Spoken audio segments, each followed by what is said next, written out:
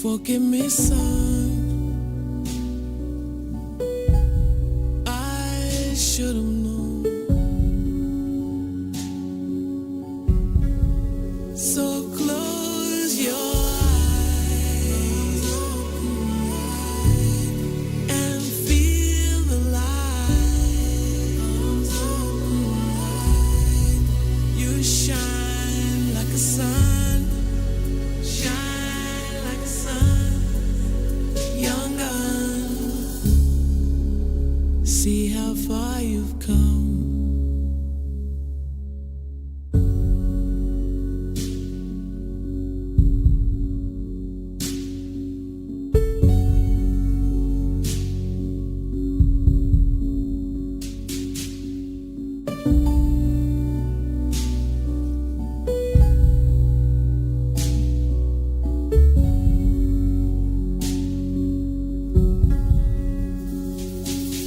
You are hiding down where you almost drowned.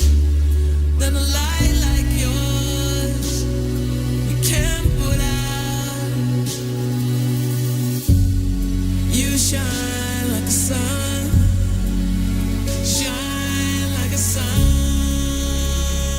Young gun. So run down the mountain.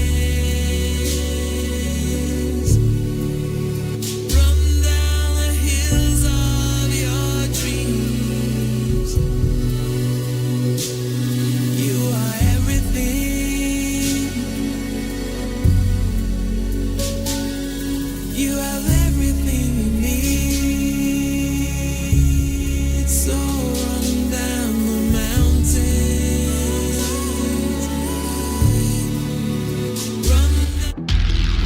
Say in your mind, say to yourself, I am more than my physical body, because I am more than physical matter. I can perceive that which is greater than the physical world.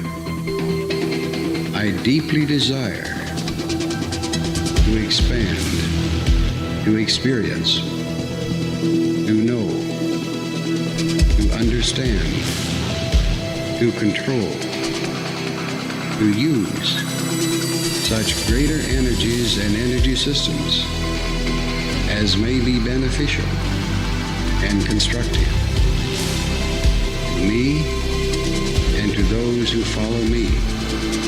I deeply desire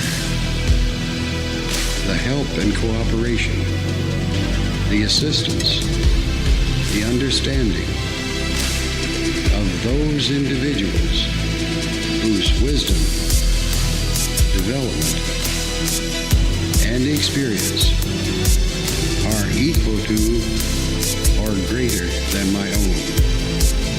I ask their guidance and protection from any influence or any source that might provide me with less than my stated desires. Do not know all the answers to the questions about reality. Do not claim to know the ultimate truth about life. I seek that which has been made hidden. As a part of a family of explorers of consciousness. I'm the void one.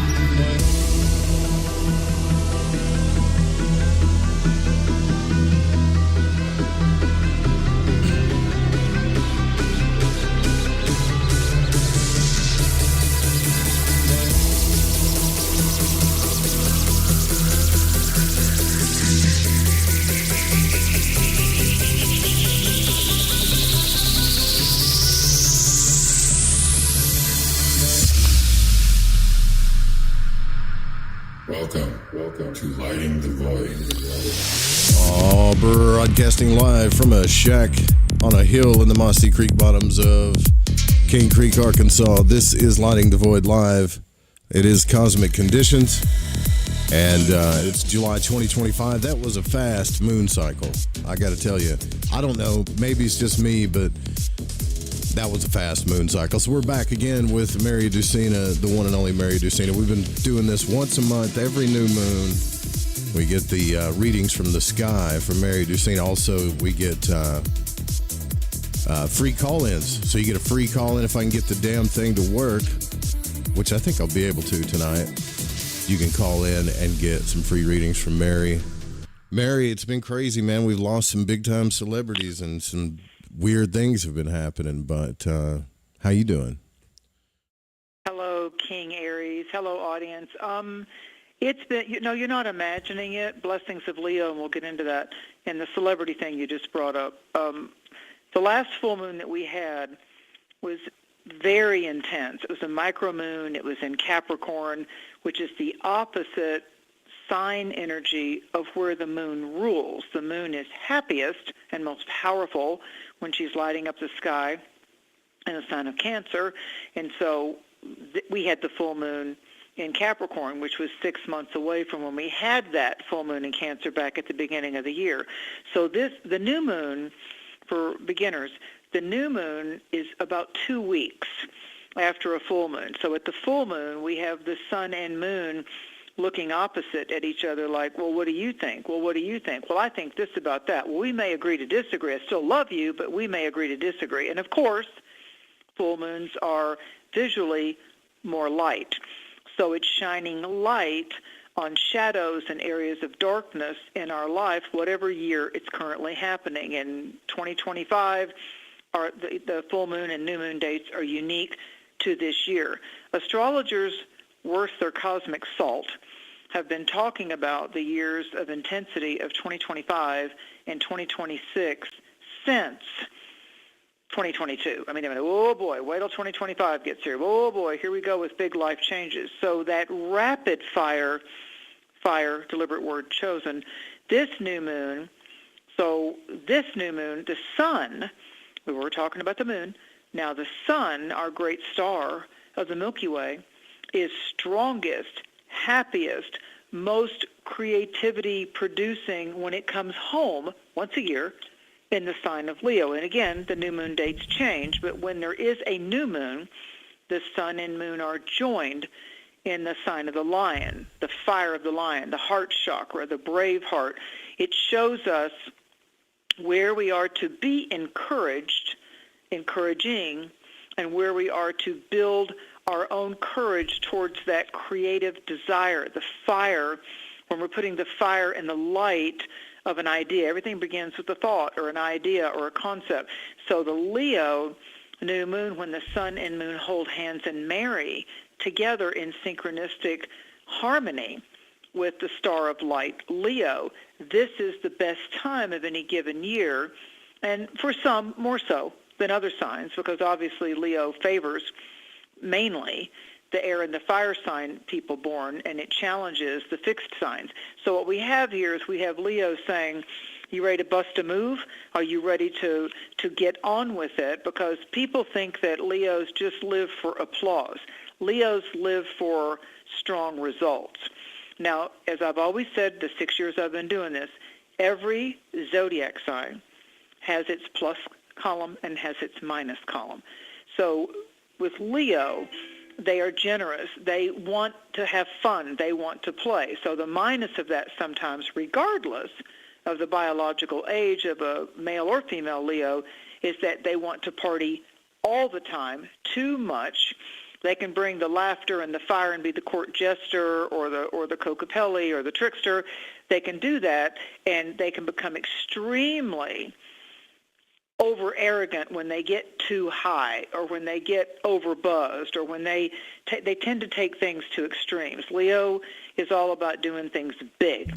So if you have a Leo that has some Virgo planets in there, they're going to be really, really good at the details and organizing. But as a rule, a whole lot of Leo in a chart is about, I'm not doing housework, I want to go out and play. No, I'm not doing a garden. I'll just go over to the Mennonite market and buy my stuff for the downtown farmers market. I have no problem showing up, me, myself, and I, showing up and blessing someone else that did the gardening for me and picked the vegetables and everything, and I'll just go pay for them. So Leo likes to show up. It's big energy. It likes to show up with, hi, I'm here. Things are okay now. I'm going to put some light on the subject.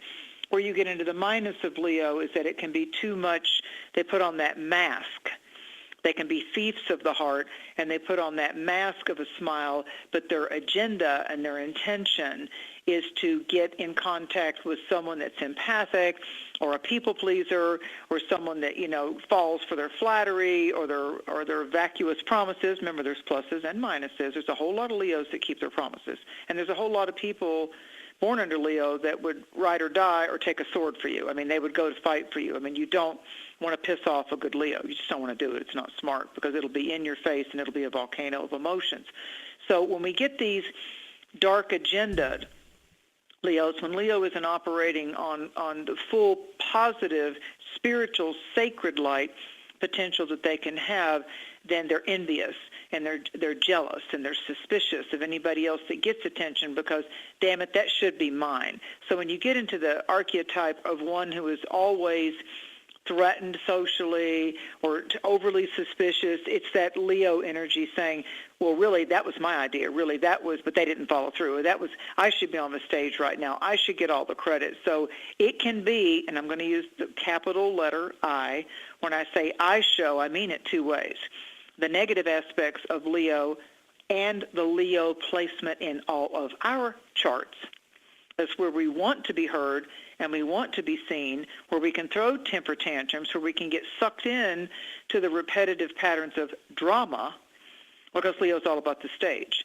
And if you think about the Lion, Witch, and the Wardrobe series movies, Ashwan the Lion, we've talked about this before, is the medicine totem, high spiritual guide cloaked in the body of a lion. If you go back to the iconic Wizard of Oz, the lion kept saying, I need courage. But he was brave all the way through. You go to the Lion King, Hakuna Matata, the never-ending circle of life. But the father and the son, the baby lion, had to go through the darkness of the jealous lion. So in these kind of movies, you can start looking at the Leo bringing the sunshine. They bring the healing light when they're operating by choice, because Creator, God, gifted us with free will this lifetime. Earth is a school in that concept, and we have free will.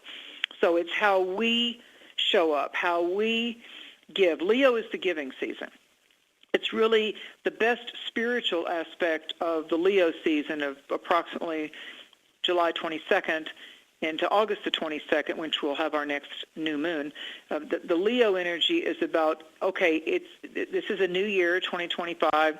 We're into, we've now come into the fifth sign of Leo, which is fire, the second fire sign. Where might you be enthusiastic and fire up someone else's hope? Where might you encourage someone? Where might you do that, as Joe and I often talk about on these shows together? What might you do that is a random act of kindness or paying it forward? Joe and I have said for at least 2 years, maybe 3, that we are a force that wants to bring that back into popularity, that we're the yin-yang that says let's all, and it isn't about how much money you have in the bank account or under your mattress. It has to do with where might you get creative, the sun, the ego, the I am, the playful, the unfettered child, the child that wants to go out, and no matter how dim the news are, the doom scrolling, as we talked about last month, Leo says, okay, we never know if we have tomorrow. So today, what might I do as a light on the planet? What might I do that could be something encouraging, that I don't need to get the applause? I don't need to have someone suck up to me or owe me because I did this for them. What can I freely, truly in my heart say, I could do that, and I wouldn't have resentments, and I wouldn't have regrets, and I wouldn't feel like that I had shorted myself somehow. Like, in other words, sometimes we give in hopes of, well, I did that, so maybe I have more favor. I did that, they'll buy lunch next time. Or I did that, so they kind of owe me in some kind of way. Yeah, that's giving with strings attached. The true Leo energy is, I care about you, and I want to do this for you because your smile and how it uplifted your spirit puts fire in my heart. That's the type of heat that I like to operate on. When someone really loves someone, they want to see the creative fire come out in that child, that lover, that teammate, that the person that's working on a creative project with you. It's a win-win if we set boundaries and we call out somebody that's the negative side of Leo, trying to be lazy, trying to show up being all that in a bag of chips, but they're not my Frito-Lay kind of a thing. They walk into the room and they demand attention, but not through merit and not through the things that they're doing, but they demand attention just because they show up. And so they think because they show up, that's enough. Well, that's not true of any sign. And so Leo sometimes is the last to know that or they're riding on some kind of, they keep bringing up the past or the old story of when they used to do this and they used to do that, similar to how Gemini can do. We take our skill sets, we take the artistry, the talents, the skill sets that we learned as master craftsmen of whatever we got into, painting a house, doing a garden, knowing how to fix shoes, knowing how to work with dogs, whatever it is. When we take pride, a group of lions is called a pride. Can't tell you where it is biblically, but somewhere in the Bible it said, pride goeth before a fall. So falls from grace have to do with the negative side of the fire signs of when we think it's because we said it, we thought it, we delivered the message that we're somehow better than anybody else at that lecture, in that seminar, on that podcast, because we came up with it first, or we took somebody else's idea and expounded upon it, and we think that we're, again, the queen of the king. The real king and the real queen is when we're operating from the true heart chakra of kindness matters. So therefore, if you want to operate in the power of light, you must use discernment to test spirits of people, places, or things, and you must rebuke or halt that which is there to be toxic and to have a big old smile and mask on and act like they're the friendliest person in the room, but they're after your assets, not just your ass. So you have to watch people that are players, users, trying to show up as your needed tonic when they have a long-range agenda to take advantage of your friends, your connections, get into a relationship with you just to let themselves bump their ego up for a while. There are or build their people confidence. Out there, Yeah, absolutely. Yeah. And when someone's trying to build their confidence by gaslighting or insulting or constantly, even if it's passive-aggressive, casting aspersions upon somebody else, that's not in any way a healthy association. I don't care if you enjoy sleeping with them 4 nights of a week. If they're coming at you or you're coming at them in some kind of a disingenuous way, as far as you like sleeping with them, you like intimacy with them, but in public you're trying to do these little snip comments or try to obtain some kind of mastery or control, like that's my man or that's my woman, by these little kind of things where you're downgrading somebody. Yeah, that's not the royalty, and that's not the majesty of the Lion's Gate, of the portal of Leo. So quickly before I forget, I want to talk about in the deck I love the most. There's whole bunches of decks out there, oh my God, ad nauseum, but I still love Pamela Coleman Smith's artwork. I'm a traditionalist. I still love the Rider-Waite tarot deck artistry. And the lion shows up. Now, number one of the archangels for Leo is called Uriel. That's Uriel. And the EL on these archangel names has to do with God or of God. So Uriel means the light of God, one who brings the light of God. So the consonant of UR, that has to do with everything to do with resplendent light. So the archangel we're working with for the next month might be, thank you, Archangel Uriel, for your harmonious, divinatory discernment message in my life for this Leo cycle. I welcome you. Be aware, and we'll talk about which planet it is, but be aware of what you're summoning. So the tarot oracle cards, and particularly the tarot deck that I'm working with tonight when you call, of the Rider-Waite deck, the lion shows up on the strength card, which is the main card of Leo, the strength card. And then we have it on the Two of Cups, because here we have a lion with wings. It's just one of my favorite symbols. The strength of the heart joined together of the wings of the yin and yang, and they've got the medical caduceus on the card, and they're pledging integrity and honesty to each other. Yeah, not game playing to get my way this month. And then we have the lion show up on both the 10th card in the major triumphs, the Wheel of Fortune, and then the World. We have all 4 fixed zodiac signs that show up on those cards. So strength, the Two of Cups, the Wheel of Fortune, and the World card. The suit, as I teach tarot, as I learn tarot, the suit of fire are the clubs or the wands, as they're called. So it has to do with aspiration, inspiration, and bringing the mental, etheric meditative prayer, affirmation, intention from the invisible thought world, feeling world into manifestation. That's when you start to get the fire of Leo. Now, one of the things that's interesting about this particular new moon is that we have this new moon is also conjunct Mercury retrograde in the sign of Leo. So Leo is about encouraging words, gratitude, the power of both claiming, receiving, and gifting and giving extra, doing extra. You were expected to do this on the project or the job, do more. Show up with the energy of like, if I'm going to bother to work, I'm going to have fun with it, and I'm going to do the best I can be. So that's the Leo energy. So when it's conjunct Mercury retrograde, now everybody's talking about, it gets along with Saturn and Neptune retrograde in Aries, blah, blah, blah. We'll get to that briefly, because the biggest energy of this new moon, it's at 2 degrees, is that it is in alignment with the messenger planet of Mercury and Leo. So everything, when I go through the houses, what it's lighting up in your chart, everything to do with what I say is an insight or a theme, a majority theme for your sign, is hearkening you back.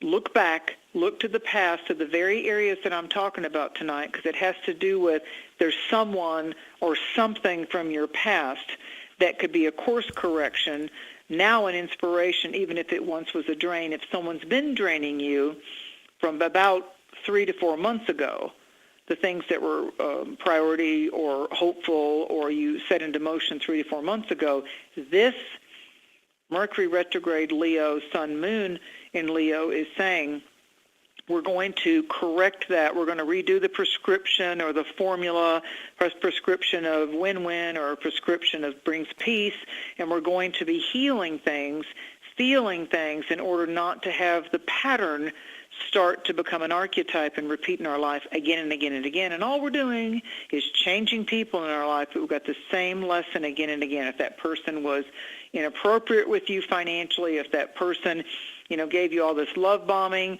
but yet they expected you to pay for everything and not pay for anything themselves, it's out of balance. It's simply out of balance. If someone, has done a lot for you and you're the one that never gets back, that's out of balance as well. So Leo is the big thing you want to look at. Where is the big energy? Leo. Where might you tone down your impatience, your arrogance, your emotional expectations?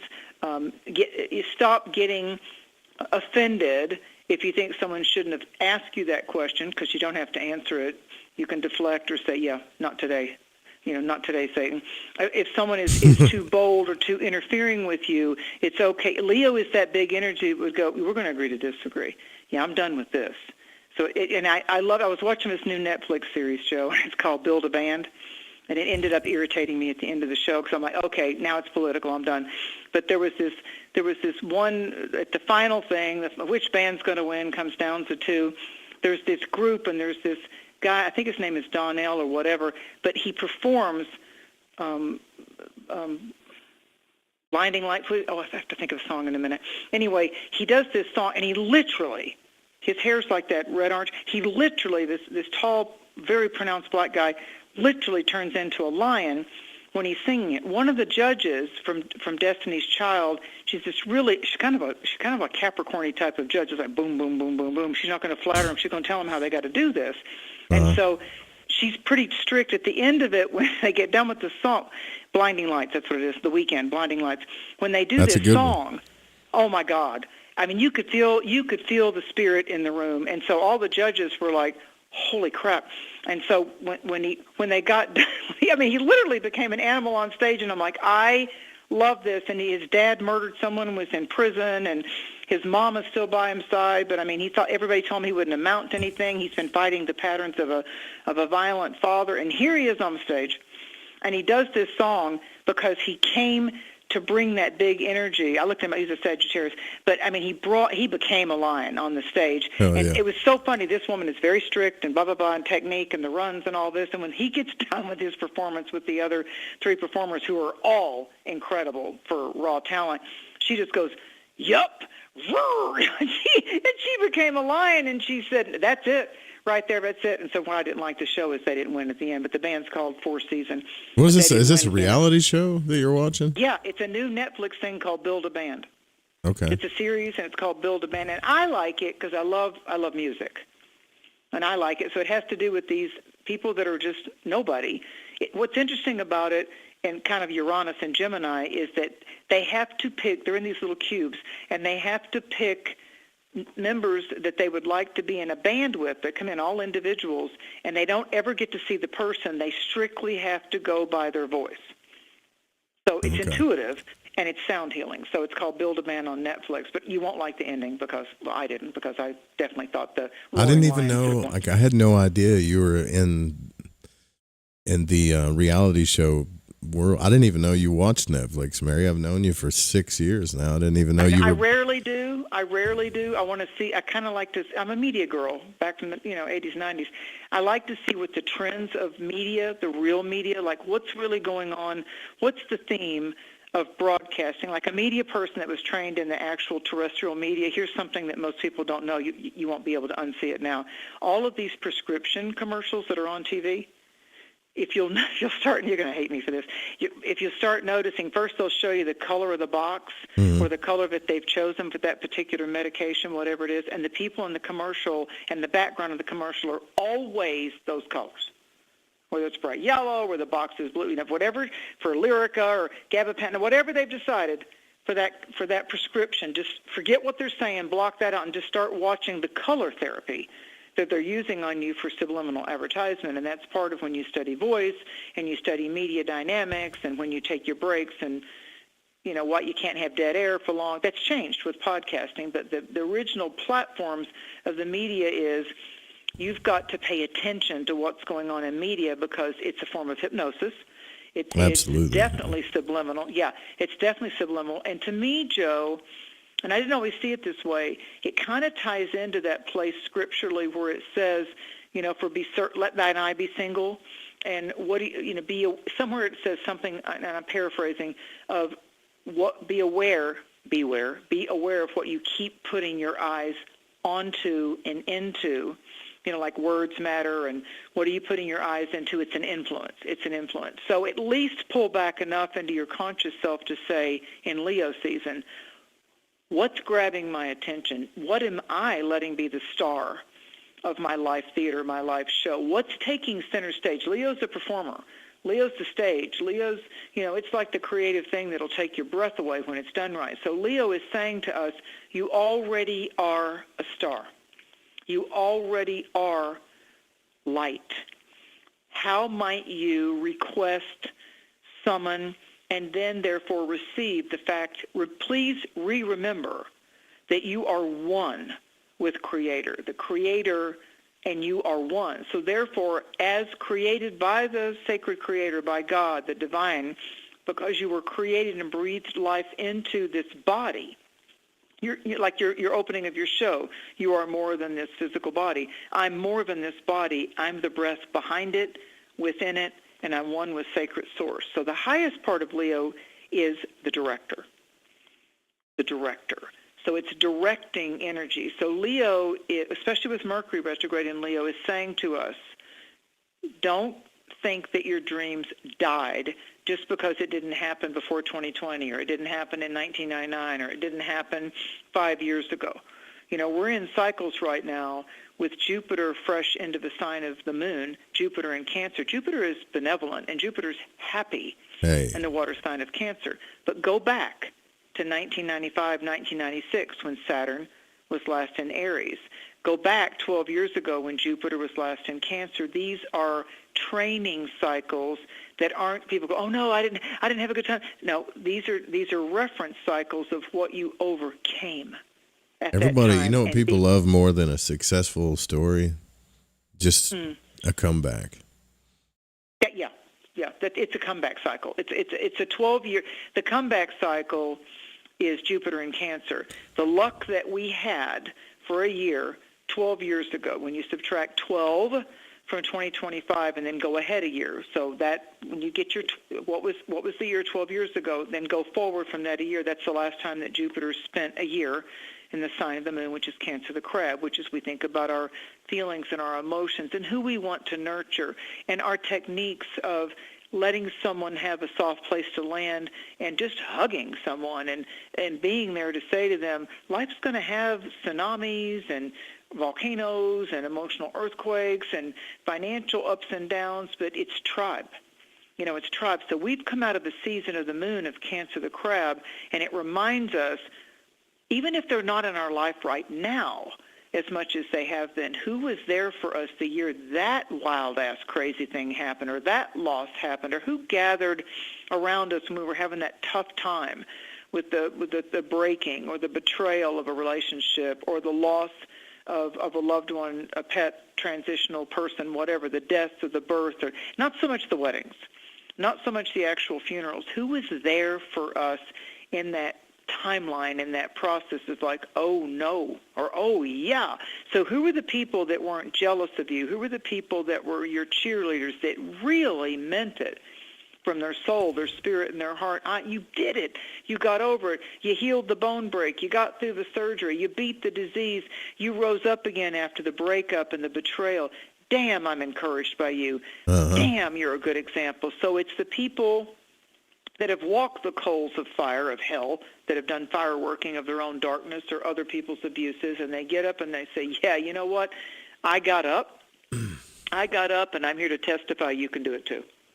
And always remember those people, like cherish those people too, because you know life is always a wave, and when you get back at the top of that wave, and then you start energetically attracting other people into your life. Remember that lesson you learned, right? And don't forget about those people that were there for you when you're at the bottom of the wave. Anybody, right. All kinds of people come around when you're at the top of the wave. Isn't that the truth? They just do. Yeah. But the adrenaline addicts and the thrill seekers. Yeah. Or people that, like you said at the beginning, people that need confidence boosters, people that could be in your life for whatever resource you're giving them. It doesn't necessarily have to be money. It could be connections. It could be confidence. It could be attention. It could be anything. Big time. But the big shadow wolf, the big shadow, the person remember that the downslope. has the mask on. See, we don't tend to think that way when we're beings of light or people of good intention, but there's those ones out there that are agents of deception. Like they get a Woody out of that. You know, it's like their happiness is when they can actually trick someone or lie to someone and see how long they can run game. Yeah. So those type of people, they're not just targeting you as a kind person. They're going to target your connections because the people that are orbiting around you know that you're an ethical person. You're a good person. You've built your contacts over years and experiences. And so the nefarious types, when they come in with their jealousy and their long fingernails and they want to snare, the darkness, some of the words that go with the dark side of Leo is where it talks biblically about the strongholds in our mind. I do this and I get a lot of attention. I'm the class clown. I'm the one, that, okay, we'll talk about Leo for a minute. Obama was a Leo. He kept going around in 2007 and 2008 saying, I have a gift. I have a gift. He would always say, I have a gift. I can influence people. So whether you like him or not, Leo, okay? Whether you like Trump or not, he's a Gemini, but he's got a Sag moon fire, Mars in Leo. He's got a 29-degree Leo rising sign, which means only 1 degree, one of the most fiery degrees of Leo, 29 degrees, energetic degree. So that means his whole first house is Virgo. He is mentally intense. Well, again, this isn't a personality contest. I don't give a damn whether you like him or not. He definitely operates on the beat of a different drummer. Bill Clinton, another Leo. When you start looking at the Leos, the people that recently passed. Hulk Hogan, Leo. Is it Jamal? Yeah. Jamal, the one from Bill Cosby. I'm going to say his name right, Mark him for Jamal. Leo.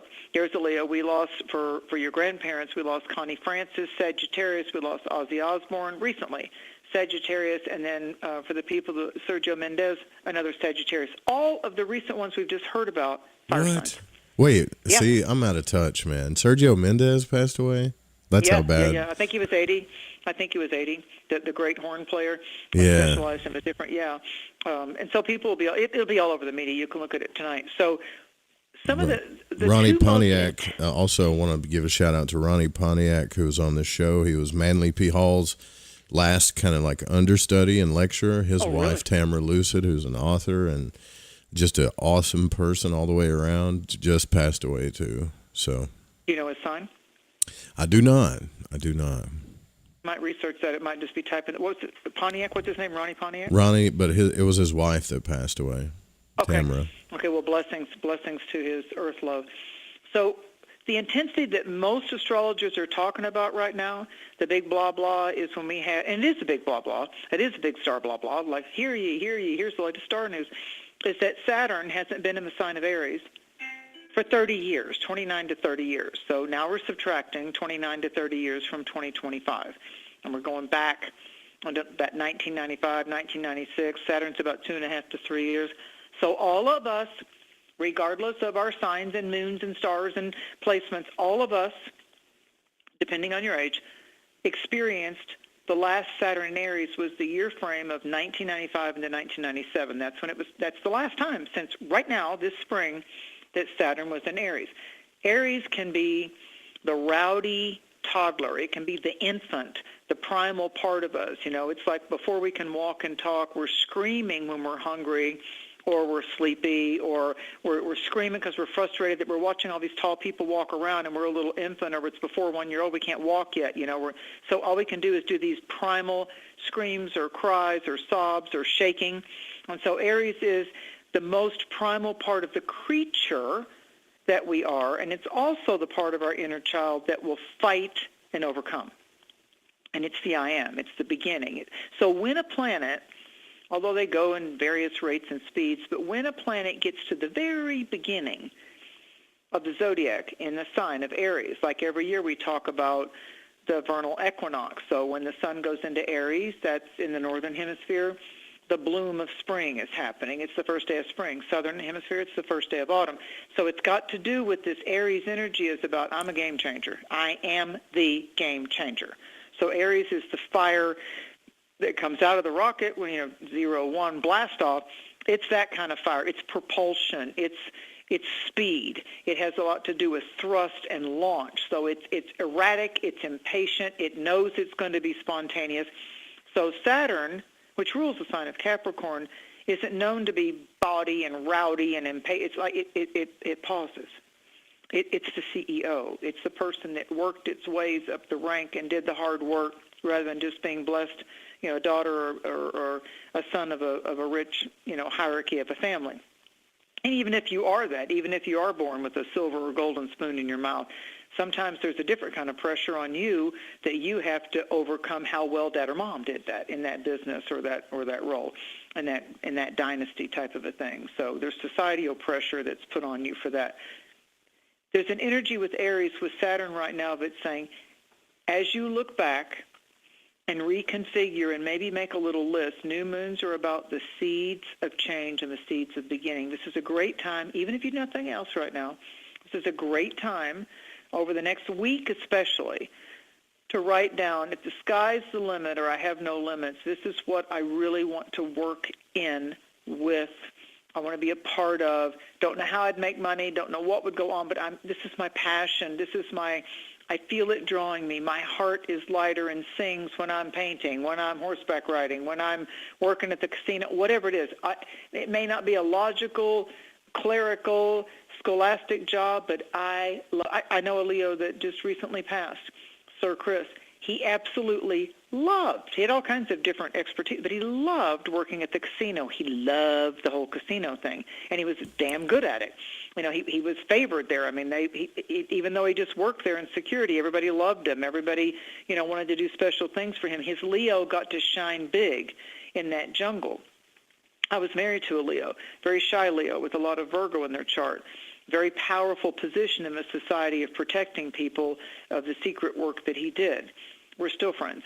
But never be fooled by a shy Leo. Never, ever. You can have a Hulk Hogan type of Leo. You can have, an Obama or a Bill Clinton type of Leo, but the energy of the Leos, sometimes it's the lion that's behind the bushes, the ferns. Sometimes it's the lion saying, yeah, I'm sizing everything up, and I'll make my move when I'm ready to make my move. But when I pounce and when I go for the target, it will be mine.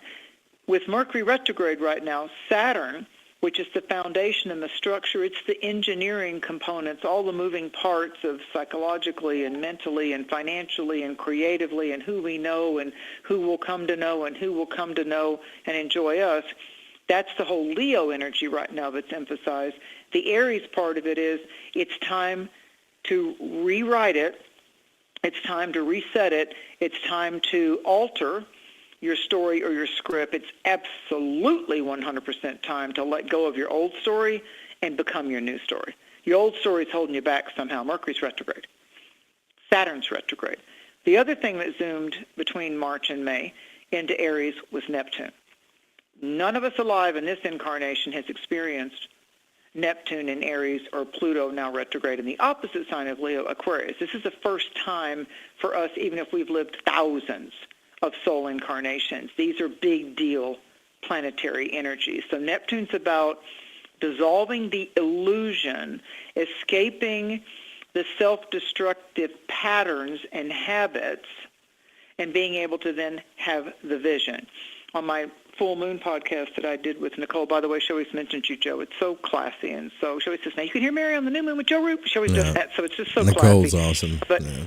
I know when I do the full moon podcast with her, she was talking about, we got on a roll about visions and versions, because she has Cancerian planet placement strong in her chart with the Taurus. So versions, what versions of ourselves do we now want to marry a vision to? Like, what vision would we allow to actually be an expandable, empowered version of ourselves, like dancing with the best of our character and the best of our talents and the best of who we can be, the better version of ourselves, and then adding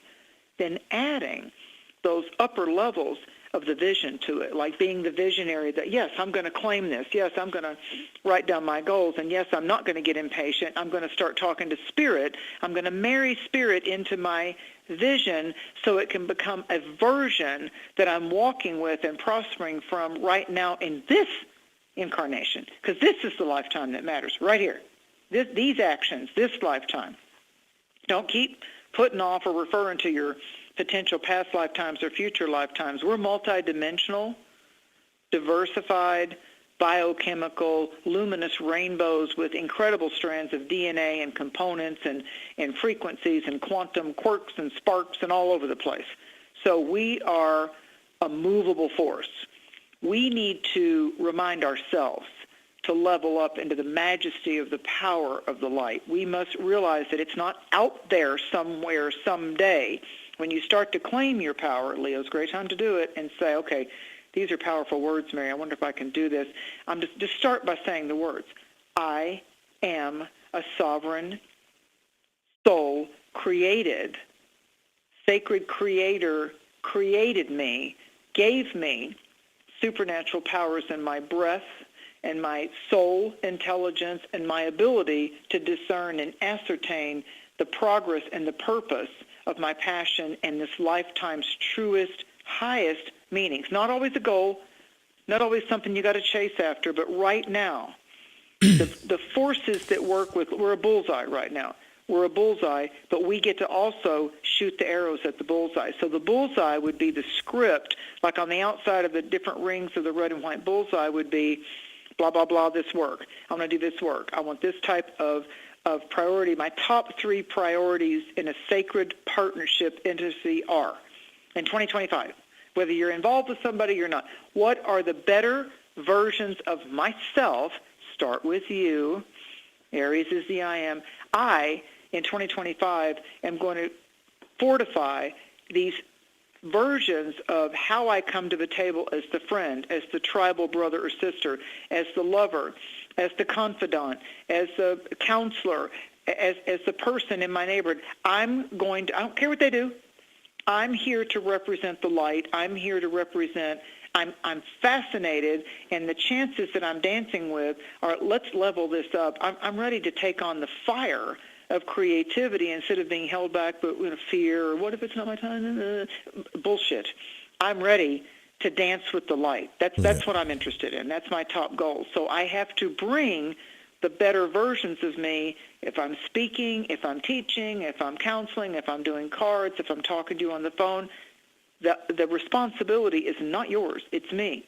I'll put your ass in check if you're not respectful of me, because I'm putting my own self in check of, like, you show up absolutely serious, absolutely on point. You are not distracted. You are not scrolling. You are here in this moment by the providence of God to be here for these people, these calls, for Joe, the words of light, the encouragement. Leo doesn't shrink or hold back. Leo is like, I said, this is it. You'll think. Check yourself. Step back. I invite you. We got this.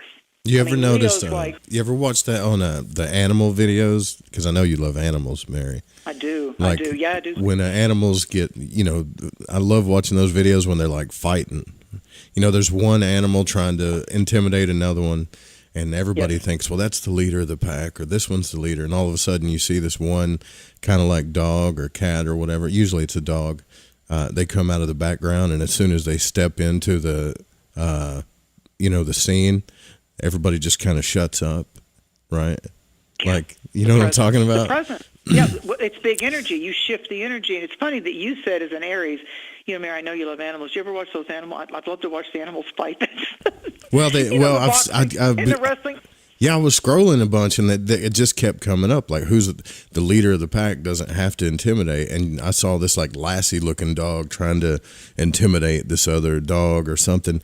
And this other dog, which was a lot smaller, but you could tell was the Leo of the tribe, because as soon as he came in there, that Lassie dog just kind of looked down at the ground, and everybody shut up, So it's the presence. Yeah, they're not out picking I love that you fights. said the other dog was smaller. I'm glad that you said that, because it's the big energy. It's not. You can't really fake true royal energy. You can't fake it, because to present royal light energy, but to hold that sword of light, to hold the baton with the flame on it, to hold a club in your hand, to hold a magic wand, and when you're going to do alchemy, the faster the results is the more you have let go. And the vision, the version, the dedication. You must apply the discipline. You must allow the ego to stand back and bear witness to the self that you are from your primal beginnings of one with the I Am, one with the Creator. And we let our mind get in the way. We over-obsess. We get into addictions. We get into rejections. And we do all this stuff to where we're ADD and OCD, and it's just like, nope, stop. My breath and the fact that I'm breathing, no matter what conditions are going out around me in the bank or in relationship, I'm breathing, which is my evidence that I'm one with Spirit. I'm one with the divine. Now, again, I have to remind you, yes, there are people that choose the snares and the strongholds, and they want to grab, and they want to take what isn't theirs rightfully, and they want to be the thieves of energy and the thieves of joy, like some of the movies say. So this has to do with God always gives us, the Creator always gives us a lot of lessons and a lot of choices. The easy way might sometimes be a pit or a snare of darkness. You might get a fast win, but then all of a sudden there could be some collateral damage of people's feelings, or you one-up them. You took a place that wasn't meant to be yours yet. Now you got that lesson. So there's and everything that we're drawing to us, if we would just step back and start to be more of a director and be our own dealer. We're not going to a dealer. We become the dealer with divine. Okay, divine, I want you to be my dealer. So help me, and I always add this in my own self-correcting work. Thank you that I can receive the course corrections and the life lessons under grace, without pain, without loss, and without harm to anyone else or myself. Thank you for my shields of the sacred light. Thank you for my ability to perceive the message that helps me do it the right way the first time, because we have our ego, we have our moods, we have our emotional ups and downs. We get tired, it gets hot, we get bitchy, our blood sugar gets off, we're busy conquering things that are kind of got us at a stalemate in our life, a health situation, a financial change or shift. And I'm convinced myself, it's just my little humble opinion, that as humans, the human part of us, not the spiritual part of us, the human part of us just gets scared shitless of change. We'll get something going, and we say, I don't want anything to change it. I want to stay right here in this relationship and this work, and the money's starting to come in. I don't want to change anything. No, I don't want to change anything. And then we start getting stagnant, and if the partner or the job starts to change, then we start getting insecure, and we start whining and griping, oh, my God, look what this is going, I can tell. And we start all this stuff, and it's absolutely a stronghold and a snare we don't need. So if you'll just remind yourself that you are a lion right now. If you want to pretend and do a little cosplay. So from the third week of July into the third week of August, we are adorning some type of costuming and attire that has to do with the lion or the lioness. That's what it is. So are you a black lion or a white lion, or are you the lioness? Lioness does a lot of work. And go read about the lion. It's a power totem, and part of the colors of Leo, the golds and the tans, come from the fact that the great star of the Milky Way, we see the sun is golden, you have the golden sunset and the golden morning rise. Okay, gold and those forms of tan gold are very much Leo power colors, and the regal colors of purple, the royal colors of purple, the deepest purple, and it's purple, it's not indigo, it's purple. So it starts to get into that amethyst and that iolite and the seventh chakra and the crown chakra, because when our top of our head, when our seventh chakra is aligned with the heart of the Leo, the brave heart, the courage it takes to thine own self be true and to keep thine eye single. Part of thine eye being single is the pineal, is the third eye. That's right. So there's two eyes that people see and that we tend to look out of, and then there's the inner eye. And with all these planets retrograde right now, Pluto retrograde in Aquarius, opposite Mercury retrograde in Leo, and opposite the sun and moon in Leo. So Leo is I will, and Aquarius is I know. So put those together, they're opposite signs. I know, I will, I know. So that's what's operating in the axis of our charts right now. The houses that are lit up for this new moon cycle from now till August 22nd is the energies of Leo, yang, fire, and Aquarius, yang, ether, intellect, and it has to do with the energy of air. But it's still yang. It's still an electrical energy. I mean, even the symbol of Aquarius is the lines of electricity. The symbol for Leo is the lion's tail. And so right now there's massive solar storms. I think by the 29th of July it is. I think the 29th we have 2 meteor showers that are going to hit. Yeah, they're happening at the same time. Recently, it's like the Pleiades is being lit up right now with the position of the sun and the moon. I mean, there's a lot of stuff going on above our heads, and there's a lot of energetic signatures that are firing us as electromagnetic beings as well. So some people are dizzy, and they're tired, and they can't seem to catch up. Other people can't get enough sleep, and they're like, why is my circadian rhythm off? It's like I want to go to sleep during the day, and then I can't sleep at night, even if I schedule mine's like time that. to go to sleep. Is that what you're going into? Oh, yeah, bad, man. I went to the doctor and told him the same thing. I said, man, he's like, well, how's your sleep? Because now I got to go do a sleep study, which I should have did that a long time ago, but... those can be very enlightening. I'm doing all of the, I worked really hard, Mary, to get health insurance. So now I'm just like going everywhere, checking everything, and good. doing the sleep study. And that speaks to the fact that we have a little square going on with this particular new moon. We've got Uranus recently moved into Gemini, so our mind can be all over the place. We have to back up from this huge dump of just constant news and media and this and that and opinions and the troll scrolls and all that. We've got to back up from that. I believe with all this electrical energy, again, Gemini air. And we've got Mars now.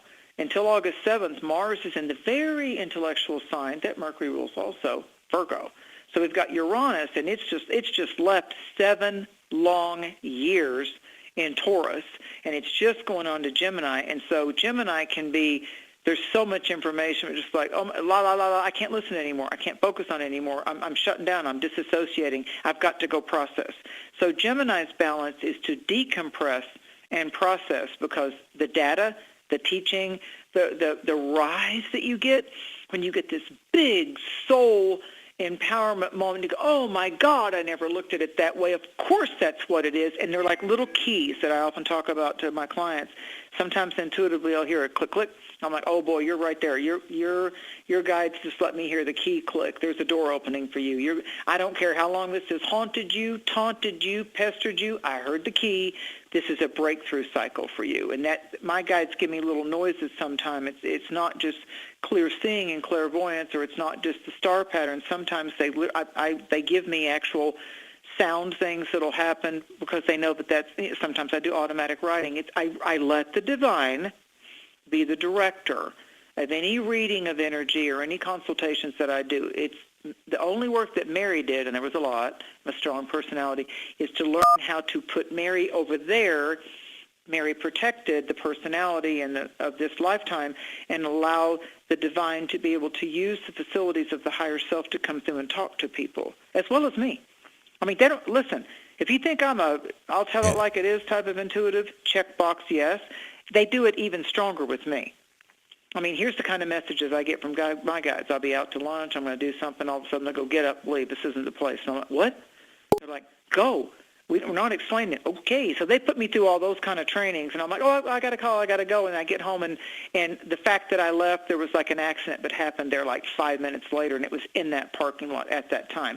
So their test of me was, oh, ye of little faith, if you want us, your guides, to talk to you, will you listen to it? You have to learn how to test the spirits so you don't get false spirits telling you wrong things. Yeah. You have to process it. You have to pray. You have to meditate on it. You have to get the feeling and the vision. We've got Pluto in Aquarius right now, Uranus in Gemini, and on August 7th, Mars will go into air in Libra. So you think it's going fast now? We're about to get such intense opportunities before August the 22nd, but we're looking back.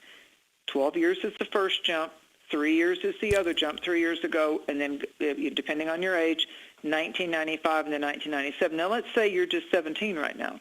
Let's say you're just 40 right now. So maybe it wasn't all happening directly to you between 1995 and 1997, the last time Saturn was in Aries, but what about the family? Did you move? Did someone get married? Did someone leave the house? Did they go off to school? Did they quit school? Did they get in an odd scenario? Go back and see what the big news stories in your life with your tribe and your family were. But what were the themes of 1995 and 1997? It was a big residential move for me. I left Florida and moved to North Carolina. I came back to the mountains. So 1995 was huge. I was in high school, I think, yeah. Yeah, I mean, I loved all the time I spent, especially at night, at the beach.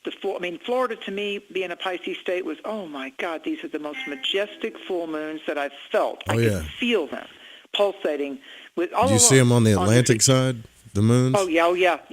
Went over to Daytona. Yeah. He was somewhere, but Titusville Boulevard. But then when I got to the mountains, it was like the way nature started. It was the way the full moon shone down on the mountain or on the lake or at the waterfall, and I'm like, so it wasn't just water. For Florida with me, it was like the sands of time, the waves of the water, emotion. I mean, you could feel it. It was palatable. Your psychic antenna got stronger from how you did ceremonial ritual, and you felt it. I mean, you not only summoned it, it answered you. I mean, Florida's a very, very, very intuitive state. It's a Pisces. And so then you go to North Carolina, which is a late degree Scorpio state, and so now things are going to get intense. Yeah, I relearned about when it's Copperhead baby season, which, by the way, is right now in the Smoky Mountains. So I just learned the other day there's also a black Copperhead. You can still see the little diamond. Don't tell me that, because I just took one out a few weeks ago. I don't. Yeah, there was one that was spotted in Tennessee. I didn't know of such a thing. I was born in Tennessee. I've never heard it. I was this many years old, and so they say that you can still slightly see the diamonds on the Copperhead, but it's like a smoky gray, almost a black. And it was a Virgo that told me, so I know they researched it. So and this is the mating season of copperheads, and then you come into that latter part of August, and they're coming into the babies here. And I don't know, a lot of you may not know that viper snakes are born with all the poison they'll ever need as babies. So don't think that because it's a baby rattlesnake or a baby copperhead, any kind of poisonous snake, copperheads, they're born, the rattlers and the copperheads, they're born.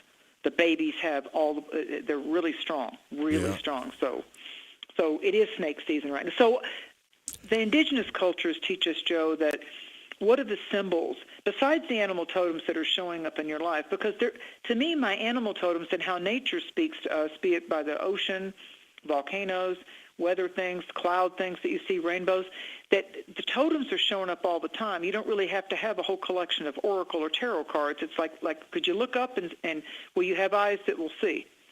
So right now, depending on the region that you live in, we're all noticing the heat index.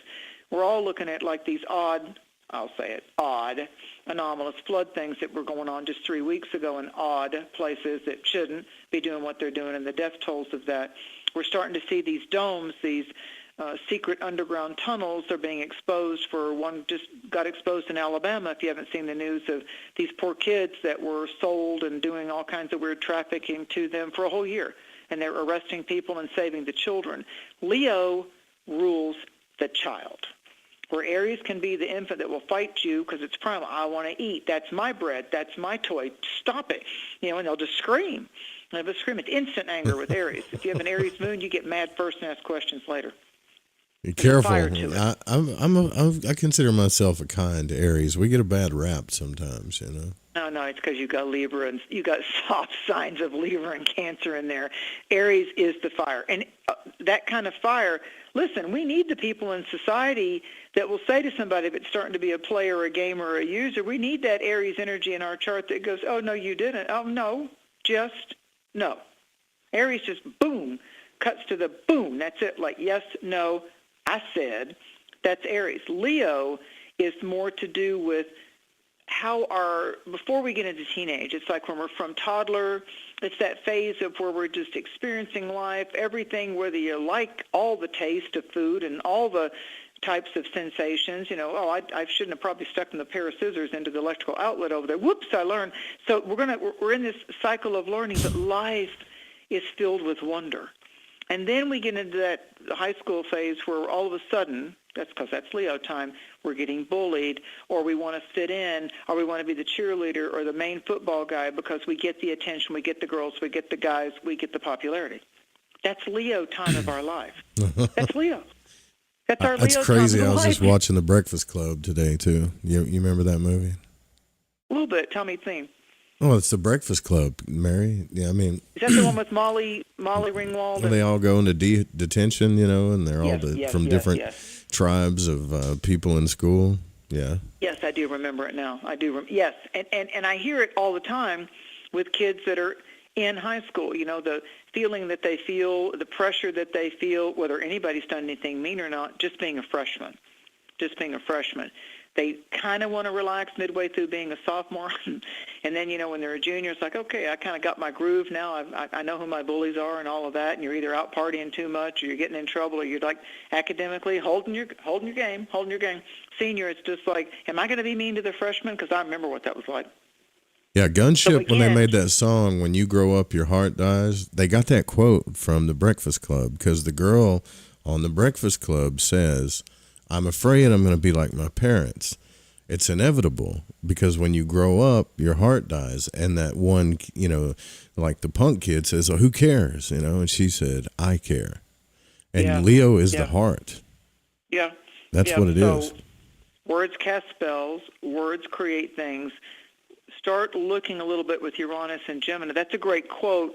But the part that kind of went and stung to me a little bit is that affirmation of, when you grow up, your heart dies, cancel, because I'm such a wordsmith. It's just like, don't let it. Right, exactly. And that's not me, and I rebuke that, and that's not me. Right. That's right. And I see it happen to people, but that's not me. So I guess the point I'm making, I don't disagree with it in a sense that we have to realize that kind of a statement's supposed to get our attention. Right. To her point in the movie, I'm not going to recreate just what my childhood theater was. I'm not going to get my parents' approval only if I do it and act just like them and do it the way they did, because then that validates that even if they were doing things wrong, that I'm being put under that spell of it's okay to do things wrong as long as mommy and daddy goes, attaboy, attagirl. No. There's only one thing in the Revelations that opens up the final mysteries, opens up the seal. And it's the Lion of the tribe of Judah. And most people will say, well, that's Jesus Christ. Well, yeah, it is Jesus Christ in the story, but it also has a deeper meaning for you to open up the mystery. To be true to yourself, your to heart. thine own self be true. Yep. Yeah. Yep. Brave heart. You know, instead of having eclipses of the heart, we're going to go through just like planetary cycles. There can be eclipses, there can be shadows, there can be full moon feeling rises, and there are also going to be new moons where it's okay to look back. It's okay to open a door. Mercury retrograde. It's okay to open the door of the past, not to begrudge it, not to keep saying the same old thing to get pity or attention or get your anger all started up again. You don't want to start the anger motor all the time or engine, but you look back at it saying, I want to look at that in a couple of different ways. I know how I perceived it. I know how I announced it. I know how I discussed it. But I want to look at it this time to where I am done, disengaged, disconnected, cut loose, leashes off from that pattern coming at me again through my job, through my friends, through my family. I want to see it. Let that eye be single. I'm going to put my pineal lighthouse on that, and I don't need to learn my soul, passion, purpose lessons this lifetime by pain or loss. Because the things that our parents, you know, if you grew up in an angry household, if you grew up in a repressed emotional household, that's just that came to be your normal. It doesn't make it right or wrong. It's just what was. So when we start from the groundwork, Saturn, of what was, then we can look at it from a standpoint of without having to blame this or that all the time and get stagnant there and stuck there. We can look at it from, okay, that's what was. That's how the roles that they played, the ones that were taller and older than me, I want to play a different part. I want to have the direction of good psychology, good nutrition, clarity, thinking. I want to study it a little bit more. I don't want to just take their perspective of it. I'm not saying they're wrong. I don't just want to take their version of it, and I want to process it. Now, I can see Dad's point. I can see Mom's point, but where am I in that? What about Joe? What about Mary? How do I want to handle that? What uplifts my spirit? So Leo is about what is the fuel to your fire. Is it coal? Is it propane? Is it a wood fire? So Leo is the fire that lets you sit back and go, this night is good. This is a good fire. I love that incense smell. That's my favorite candle. These are my favorite essential oils. I'm going to throw frankincense into the fire. I'm going to write down my fears.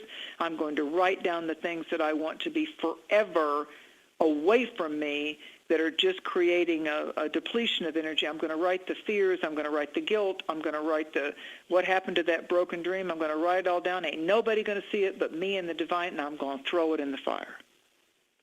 That's looking back when Mercury's retrograde in a ritualistic, ceremonial kind of way of like, I myself, me, myself, and I, Aries, I am going to turn around, and at this point, no matter when that happened, when I was 5 or 21 or 43, I'm going to write down the things that I feel like impeded my best versions of myself, that I went on a side journey of hurt, I went on a side journey of selfishness or arrogance or addiction, whatever. I took a side journey. It kind of bugs me. I don't want to judge myself or be in fear because of it, so I'm going to write it down, and the ritual, the ceremony is, we're done. See the lesson, felt the lesson, got my ass kicked with the lesson, kicked somebody else's ass, but it served a higher purpose. I'm only interested now in the higher purpose of how that can now bloom. Already went through it. Don't want to keep dragging that situation again and again to repeat in my life, because I'm now going to look back and get a vision and better version of it now, because that's the higher octaves of the planet of death, transition, transformation, and change Phoenix, which is Pluto. So even though a planet, the slowest moving energy in astrology, Pluto, even though Hades or Pluto or the ruler of Scorpio, the underpinnings, the underneath it all, underneath the dirt, underneath the intention, underneath the agenda, Pluto brings from the shadows. Once the shadows have hit sometimes, once the shade has happened, Pluto says, okay, if that was hell, if that was misery, if that was painful, why are you addicted to that? Why are you only listening to that? Why do you disassociate and don't deal with what you need to face or confront with that? I'm Pluto. It's time to shift your game choices. You don't have to just play the same video game for the rest of your life. It's time for you, or the same movie, or the same attraction template of an intimate partner. You're going to shift and you're going to change as you evolve and empower yourself. And you have a partner that's on board with that, and they like listening to that, and they want to join you on self-educational, self-healing, raising of vibration types of things. Talk to those people. It's amazing what they do together, even if they're just out paddling a canoe. It's amazing because they found somebody that isn't just about the money or the prestige or the power mongering of it all or needing to be right all the time. It's like they see each other. Third eye to third eye to heart, up to the seventh chakra, and the purple rain, or when doves cry. This is what it is when doves cry. So this has a lot to do with fire and air that are blending. It's saging and smudging. If it's been a while since you've done sweetgrass or white sage around your property or your bedroom especially, or the entrance and exit of the place that you reside in, real good time to do that at this new moon. Because the next full moon, that we get between August 9th and 11th is the one I call the cray-cray moon. I mean, when the full moon happens in Aquarius, remember the sun's still in Leo, got all that power, all this lion power. When the sun goes into Aquarius and you've got the guy up in the sky emptying out the urn up there of the celestial electricity and stars, counting stars type of energy, it's just like you don't even need to take anything to trip or have an hallucination, because what you've got is the heavens are being opened up to go, what do you want to look at? Hi, it's the full moon in Aquarius. I'll rock your world. So I advise people in the 3D world, a full moon in Aquarius can bring out very intense people for light or dark. Be very crowd aware. Don't be afraid. It's better to go out with friends, and instead of just by yourself, it's good to be very aware, because it's one of the most powerful, unique, sporadic, spontaneous, like moods just go everywhere. If it's like when a soldier that, instead of saying thank you for your service, it's better to say thank you for your sacrifices. When they've had to deal with post-traumatic stress disorders, an Aquarian full moon can help them out of that. It's like can give them maybe Reiki, or maybe a certain frequency or angelic stuff, or letting themselves go get a massage. It's kind of like heavenly medicine. It's like divine medicine. So physician, heal thyself. But the body is the temple of God. So if you use it on a high octave, when we get to that full moon between the 9th and the 12th, it will oppose the sun in Leo. And by that point, Mars is in Libra, adding a little favor to that, but it's out of body, it's dream messages, it's like direct words from your guides, your guardian angel, a vision you have. It's like you meet somebody and the discussion you have shifts your life. What if that's already happened? Can that already happen? But we're only 2 weeks. We're only 2 weeks away from that full moon. Okay, just checking. And Mars already went through Leo. Mars is in Virgo right now, and all of us that are sincere about wanting to up-level our life from an energetic signature, Mars in Virgo is helping not to be the critic that people pin on Virgo, but Mars in Virgo right now is saying, are you willing to look at it? Are you willing to organize it? And are you willing to declutter some of your psychic stuff, some of your psychological stuff? You got to delete the trash. You got to delete the spam. You've got to be able to allow the new programming to have enough gigabytes or megabytes or whatever it is. Joe knows that subject better. You've got to be able to have some open room for the new programming to replace that which is worn and not bad, but it's served its purpose. But everything is accelerating. If we just got a first example from that last full moon in Capricorn, 2 weeks ago. I mean, the intensity of how fast things are coming at us, how fast we're seeing multiple things happen on the news. It's even people that are Twitter X addicts. Like, I can't even keep up with what's going on Twitter. They'll say, I can't even keep up with X. It's just exploding on all kinds of ways. You're wearing yourself out just trying to ascertain, is it a bot? Is it a troll? Is it real? So it's just like the whole, what used to be kind of like the glide, fun part of the internet. Yeah, those days are gone. Yeah, I'm really starting to miss the pre-internet era myself. Yeah, I just am. Yeah. But Well, I was encouraged that you told me there's a whole subset of people wanting to spend less time on their phone and less time with virtual reality and all that. I saw kids just driving down the road yesterday. I saw kids on a tire swing on a tree. There was a great white Pyrenees laying in the yard. It was like an oracle card, and it was two girls and they were maybe 7 to 9 years old, and it was hot, but they were in a big old shade tree, and they were swinging on this big limb of this tree, and I'm like, my God, people go by decks of cards that somebody painted that scene, and every day the Creator is giving us visuals. I mean, what are the odds I turned around and saw it, whether it's an animal totem showing up. Now, all of us right now, because of Pluto, read about, and this is what you type into whatever search engine that you want, what are the spiritual animal medicine meanings of snake? What are the spiritual totem animal teacher meanings of the lion? What and then the odd things that are showing up for you, just the odd things that are showing up. I drove up the driveway today, and there was a mother deer, just like deer all over this neighborhood because you can't hunt here, but there was a mother deer that I don't know how she does it. Like, I'm pretty observant of the woods. I'm that Ellie Mae, Granny, Nature Girl, Snow White stuff, and Nature Witch. And I pull up, and there's nothing there, and it's like nobody's out. It's hot. It's 3 o'clock in the afternoon. It's hot. And then I no more than just went to the back door, and the mother deer looked at me, and she had her little baby with her. And I'm like, oh, look at you. And I have a certain whistle that I do with her. I said, all right, I got some green beans that I snapped. I got some green beans on that side of the house, and I'll go take your sunflower seeds out. She just listens to me and walks around the house and starts eating the seeds, and she's training the baby. We keep our distance. I mean, that's what you do with nature. We trust each other, but we keep our 7 to 8 foot, I don't try to pet her, I don't try to interfere, but I've won her trust. And I'm telling you, it's such, for me, Critter Queen, it's such an incredible telepathic training. I can feel myself being leveled up when I talk to creatures that don't speak my language, whether you've had that with aliens or you've had that with your spirit guides or your guardian angels. I mean, this is a great time. Archangel Uriel that I messaged, if you've never really studied the meanings of the names of the archangels, you're talking about the messengers of light. Leo is the season of light. This is the new moon of double light. This is an excellent time to dip your toe into the waters of studying more about angel names, the archangels, the Sephiroth, the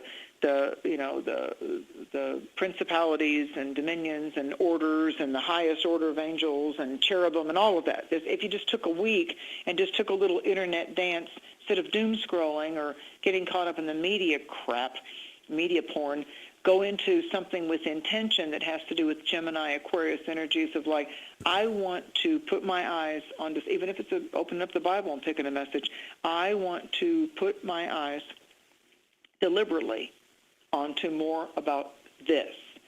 And it's amazing when you do that, even if you study animal totems, when you do that, how it starts to show up in your life. And the people that will come into your life that will be attracted to you on social, intimate, friendship levels, they level, as you level up, so do they, because our relationships, our partners, are mirrors to ourselves of what we will no longer be, no longer tolerate, and also will welcome. So we got to go through those little speed bumps in intimacy to realize I don't want to ever do that to somebody, and I don't want to ever allow that for my own self again. That's Aries stuff.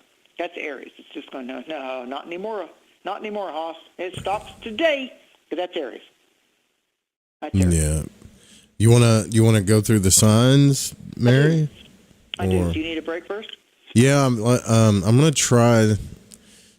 Yeah, because I'm gonna try to switch over the phones, so maybe we can take calls. If it don't work, then it don't work, By the way, if you guys want us to have the multiple phone line thing again, it helps to support, because I promise you guys, everything is budgeted on this show. So the first thing that we usually get when we get support, and those that have supported, thank you, I know who you are, is the damn phone lines. So, but I'm always looking for free stuff too. So I'm going to try this out during the break, and we'll see. We'll do the signs, and then hopefully we'll take your calls too. That's what we're shooting for. Let's bless it under Mercury retrograde. Just might work. It might.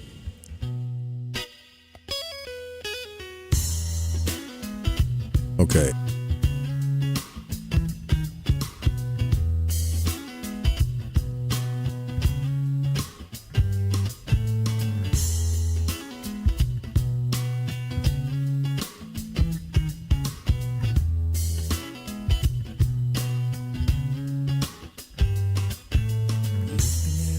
Wishing he was someone else because the posters on the wall, they don't look like a him at all.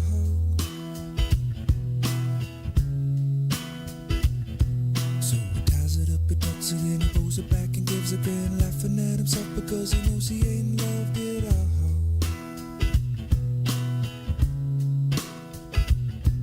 He gets his courage from the can and makes him feel like a man because he's loving all the ladies, but the ladies don't love him at all.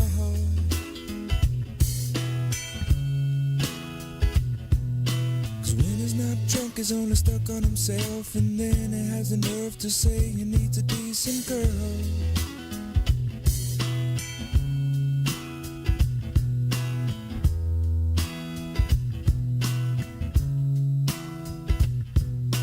Looking at herself but wishing she was someone else because the body of the dollar don't look like hers at all.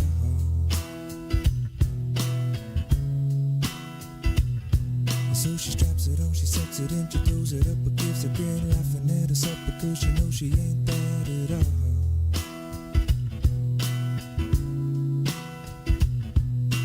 Caught up in the trends where the truth began to bend, and the next thing you know, man, there just ain't no truth left at all.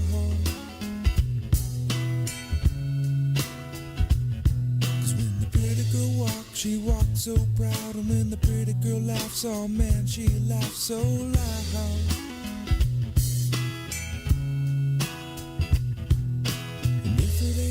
Then it's that, as a matter of fact, she hasn't had a day to relax since she's lost her ability to think clearly.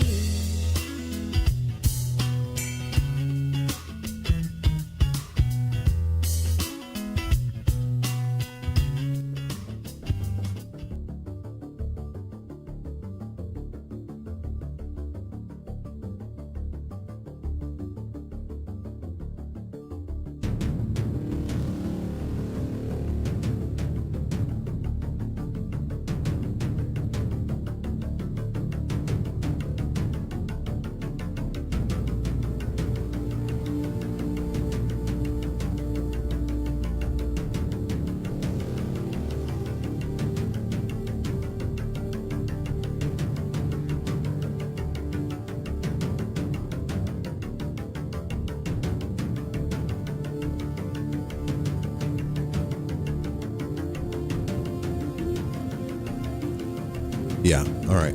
So I think I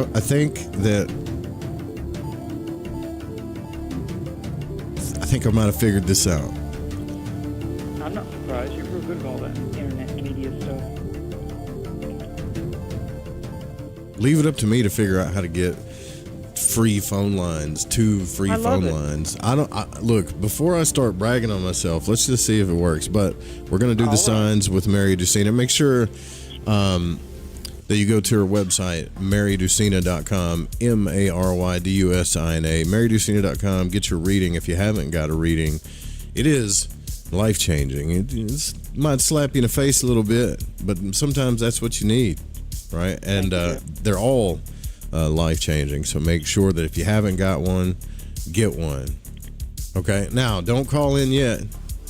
All right? We're going to go through the signs, and as soon as that's over, then we'll take callers. And you'll say when, so they know. It's like, dial now. I used to love that with Art Bell. All right, the lines are open. Dial now. I like that. But it's going to be quick because I like to do my astrological forecast to where every sign gets the backdrop of what the energy is, and that's what we spent the first hour doing. So for you specifically, Aries, this creative fire, this look back, wherever what you want to build forward, you got to look back at your reference points of what either stagnated or didn't work before, not as a self-punishment, but to realize that didn't work doing that or allowing that in a relationship. I need to be able to go forward. So it's your fifth house, so it has to do with that which you've already created, like children or a whole new office, man cave, or pool, or whatever you want to do, whatever you've created or whatever you want to see creatively exchanged between you and grandchildren or children, those younger than you. What you're picking up from that can be quite the Leo stimulus right now. With Saturn and Neptune retrograding in your sign, Aries, you and Libra, this month, with those signs retrograding, although Leo favors you, you need to reflect. You're going to hear that word a lot. You need to reflect, look again on whether your own drive, Aries, is your own drive and pulsation and the energy and the steps that are needed to be taken both mentally and physically aligning with what you think this deeper value is. So, Aries, you're going to have to let go of reactive patterns and memories, and you're going to choose delving more into heart-centered expression. So it's there for you. It is intense for Aries right now. I don't care if Saturn and Neptune are retrograde. It's intense for Aries right now. It's just, I think Eris is an Aries, Mars sister. So this has a lot to do with the Leo moon favors you finding the fire and the flame to achieve, to aspire, to make it a game of pleasure to show up and get things done. If you're Taurus, what a nice breather pretty much for the rest of the year it's going to be for Taurus, with Uranus moving into the next sign of Gemini and leaving your sign alone that it's been in for 7 years. I think that's like since 2018, close to there. Yeah. So the sun is lighting up your fourth house. Taurus wants to either fix things around the house, improve things, upgrade things around the house. You're also redefining what home means, not just physically. The Mercury retrograde, it's emotionally. Like, what family conversations or memories do you want to avoid and not bring up anymore? Like less said, better for me, don't want to get involved. That's your idea to go solve that with your kids. So sometimes it's very wise not to bring up certain things or not to ask questions about, how's it going with the thing that blew up, 6 months ago? Yeah, no. So Taurus do better if they allow the information to come toward them. And so it's like, I do feel it's a strong family month. There's a lot of little arrows on that bullseye I was talking about coming in to deal with family conversations and phone calls and texts and birthdays and events and memories and things like that. And first off, before we go any further, happy birthday, Leo. Oh, my God, if we don't say happy birthday to July and August born Leos, they're already going to be a little bit sniffy. So if you're a Gemini, Mercury's retrograde, if you knew nothing else about this month. Mercury's retrograde, and so it always puts Gemini and Virgo, especially Gemini, in the spotlight of it's how you're saying what you're saying. Are you saying enough? Are you saying too much? Do your words match your actions? That is huge. And are you being forgetful? Write it down.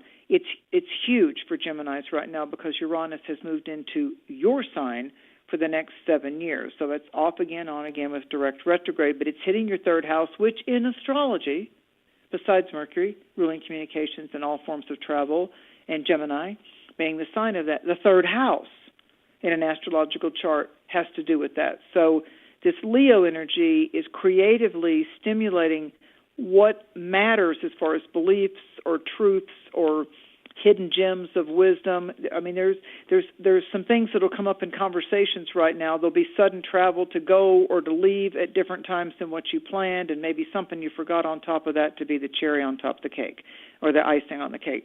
So for Gemini right now, it's just flat, slap, busy, and there's all kinds of irons in the fire. There's all kinds of puzzle pieces flying around you that you got to kind of catch to get the extra points on the video game, so like the bots. And so there's something about this energy that you're going to have to discern what deserves your attention, and are you paying attention? Are you paying attention only to hear yourself talk, or are you really doing deep listening? That's the big lesson for Gemini. And when in doubt, write it down. Write it down and carry it with you to help remind you. So if you're a Cancerian, your big birthday month was before the 22nd of July. Venus will move into your sign on July, over the 29th, 30th of July. Venus will move into your sign, the love goddess. Venus has to do with finance and romance, and she's also going to join up with Jupiter. Love that. And it's going to be a cycle for people that have the strong sign of Cancer Moonchild in their chart to be able to see progress financially. Actually, the tangible material world is going to be blessed for those of you that are Cancer risings, Cancer sun signs, Cancer moon signs. You're going to see the riches and what really holds value in your life start to garner your attention. If you're Leo, we've talked a whole lot about Leo, so it's going to be kind of short. It's your season, period. You're on stage. This new moon is your cosmic reset, and you need to look back, too, on the older versions of yourself or the arrogant versions of yourself or the forgetful versions of yourself when forgetting to take other people into consideration because Mercury's retrograde in your sign. So there's a rewrite to your personal narrative. You're not the director right now. You're listening to the director, Leo. You're listening. Saturn and Neptune, favorable to the sun in Leo, going to give you some depth, going to give you the discipline. Pluto's opposition from Aquarius is stirring a few identity shifts, but these shifts, these looking at former versions of yourself, is what stimulates the vision I was talking about 15 minutes ago that help you shine with purpose and leadership. And don't be surprised if you don't commit to actually diving into some kind of training or course or something that has you traveling or dedicating yourself to learning a certain skill set. If you're Virgo, Leo's hitting your 12th house of the subconscious. So you're sleepy, you're dizzy, you're edgy, you're moody. Potentially Mars can stir up impatience when it's in your sign. It'll be there till August the 7th. It'll also pester you if you don't get things cleaned up and done. So vacuum it, mop it, take the trash out on the day that it needs to be taken out, wash your pets, don't let things stay in the sink, like declutter. Virgo's about clean, represents that you're also feeling clean and good about yourself and your subconscious, and are things still dragging on you? Stop avoiding and sleeping on the job and just get up and get things done. There will be bigger symbols and dreams, intuitive nudges that you will see, whoa, I just dreamed that, thought that, said that, felt that, boom, there's my evidence. Big evidence month for you. Listen closely. Venus, Mars, and the nodes T-square. So Venus popping around with the energy of the Gemini energy, Mars and Virgo, the nodes are in Pisces and Virgo, so this stirs hidden relationship patterns. Don't let them hang on if you've broke up with them, because that's you wanting to almost taunt them and put the carrot on the stick. If you're done, you're done. Don't give someone false hope. Yeah, well, there's a lot of people that do. It's terrible. So, yeah, I'm calling them out on it. So clarity comes through reflection, not reaction. Libra, so I always talk about the L team. Libra and Leo are good energies together. Get ready, Libra. Mars is going in your sign on August the 7th. Saturn and Neptune are opposite your sign. When Mars first goes in, that's going to be an opposition. So I want you, Libra, to pay attention to not overbooking your schedule over the 7th and 8th of August. It may need to be that you are allowing openings in your schedule and your travel time to be able to handle a little chaotic schedule change, or your partner needs you, or your kid, or something like that. It's probably not going to, it's going to be a busy time. It's going to be a busy time. So it's hitting your 11th house of community and vision and collaborations and future goals. So, you're going to build some lasting alliances by heeding your own voice. Scorpio, it's 10th house. That's always a big new moon. It's the top of the cross. It's where you ascend. It's where you resurrect from the things that have been the cornerstones of your life. So a Leo cycle every year for Scorpio is activating public image, priority things in your life, career. It's a very powerful time to set goals that align with the soul's purpose, passion, mission. Pluto is at opposition with all this. Leo can stir up control issues of other people. They're getting a little too possessed. They're a little snarky with their comments. Not wise to do that to a Scorpio. Why would you invite the stinger? So, especially the tongue stinger, the viper tongue. So Scorpios, stay grounded in your own truth, because that Saturn, Neptune, and Aries is going to give you structure to your ambition as long as you lead with integrity. Sagittarius, well, all this Aries and Leo just spices it up for you. Saggy, Jupiter, people, it's your 9th house. It's unlocking visions. You're poised for a perspective shift if you don't get too rigid. And I've had these truths for 20, 30 years now, and I ain't changing for nobody. No, it's a leveling up, Sagittarius. The way you've been ahead and a bit prophetic for a lot of people in your family line, you're probably the black sheep, you're the one that did it different, you're the one that stood strong, Sagittarius, but you've got to realize that now the divine, you've done that for other people and been an inspiration and intuitive.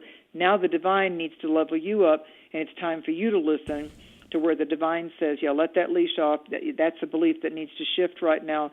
We're leveling up. That's got to alter. So there's a new story that wants to give you the heart rise of Leo. Big dreams need that groundedness and that those kind of earthy moments in nature and quiet time, not necessarily around people right now, Sagittarius, even though it's a ninth house. This has got to do with the mood of the moment and the stimulus of the present. If you're Capricorn, Leo's good. They're both power managing signs, CEOs, head of it, office managers, insurance companies. I mean, real estate. Capricorn can blend intimacy and the transformation to do with their name, their legacy, their living legacy, what they want to inherit, what they want to donate, what they want to build the foundation or the empire on. Capricorn's always involved with anything that Saturn's doing. So for Capricorn right now, with Jupiter in your relationship sign of Cancer, you are resetting intimate, emotional, energetic bonds. That's what you're doing. So it's reminding you that it's okay to take the soft moments, cuddle, fix each other some tea or some hot chocolate as the temperatures finally begin to cool down. So say yes to healthy exchanges, Capricorn. It's important, real important. You've got Jupiter blessing you right now. You sure is. Aquarius, it's all about Pluto. It's all about Pluto. And I'm telling you, Aquarius, the full moon that comes up between the 9th and the 12th, check yourself. I mean, if you want to have a time or a vision or a ceremony or something where you're going wild, yeah, that's the moon. That's the moon. Make sure you've got a sitter. Make sure you've got someone that's a reliable tribal brother, sister, a sacred relation to be a spotter or a watcher if you're going to have one of these ceremonies where you go out of body, because that would be the absolute most intense time. I mean, you probably won't even need ayahuasca. You're probably going to have death and future life sitting down. Now, what do you want to know? Okay, you're in the Akashic Hall of Records. Let's go. You want us to? Oh, you do want to remember this, right?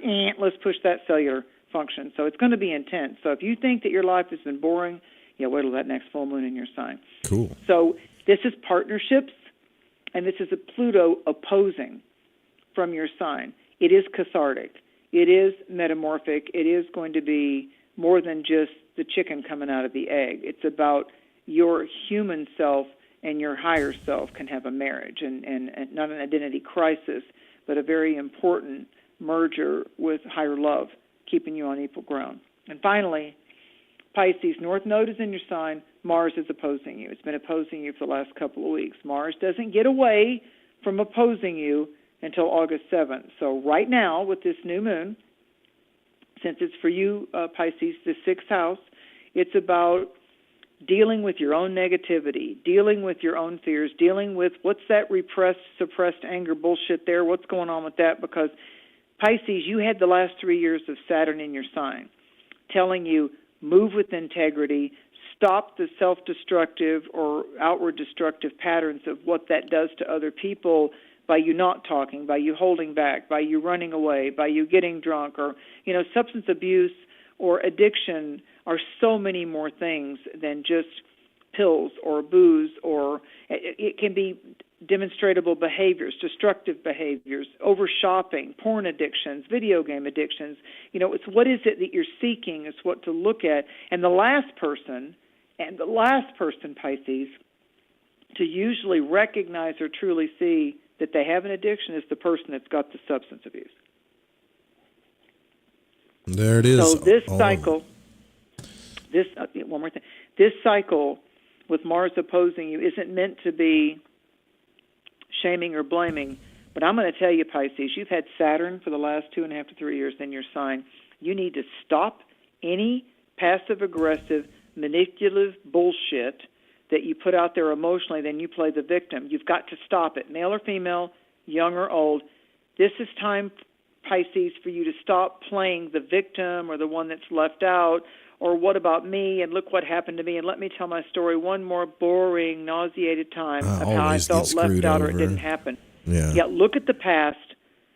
These are planets that have us look to the past in order that it can never haunt us or break a significant relationship again if we correct how we react to things. So think about a new word for retrograde. Think about retrograde being reactive. How are you going to react to something? That's kind of the specific little flavors of each one of the signs. I'm wondering if this is going to work, because like I'm seeing people call. Hold on, let me just refresh this, Mary. Mm-hmm. I may have to call people back that are calling, and hopefully it doesn't shut down your phone, because I'm kind of cheating the system right now. You know what I'm saying? You're allowing Spirit to see if it can give. Leo's about gifts. It's okay. Thank you, Great Spirit, that you can gift us, because we're already here for free, basically. We're gifting the audience, so all we're asking for as creators is you allow the people to be able to call in with something that's not charging Joe money. Yeah, like I'm trying to cheat the system, Spirit. For real. Like, you're not supposed to have, maybe you're supposed to have like one free phone line on a virtual mixer. Exactly, absolutely. Two, absolutely. You're pushing it, right? Like, we just need the ones that work tonight. We just want the magic. Wait. Let's see what happens. Okay, so 54 area code, you're on the air. Who are we speaking with? Yeah, this is Donnie. I'm calling from the mountains of Appalachia. Donnie, Mary, can you hear Donnie? I can. Hi, Donnie. Donnie, can you hear Mary? Hi, Mary. Oh, it's working. Yeah. Thank you both so much for the show. Dude, I just solved the ultimate. Never mind, I'll tell you later. Go ahead. No, Joe, Leo, and Spirit, the light worked with us to be able to start talking to the audience, and that I'm grateful for. So, Donnie, would you like? Thank you for living in the Appalachian and the Smoky Mountain areas. I mean, thank you for being in the old country of the Scottish and the native peoples. Yeah, hill country. Yes, ma'am. Born there. Understand it. Born there. Born in Tennessee. Got it. So, would you like me to pick a card, or would you like me to answer a specific question? I think a card. Okay.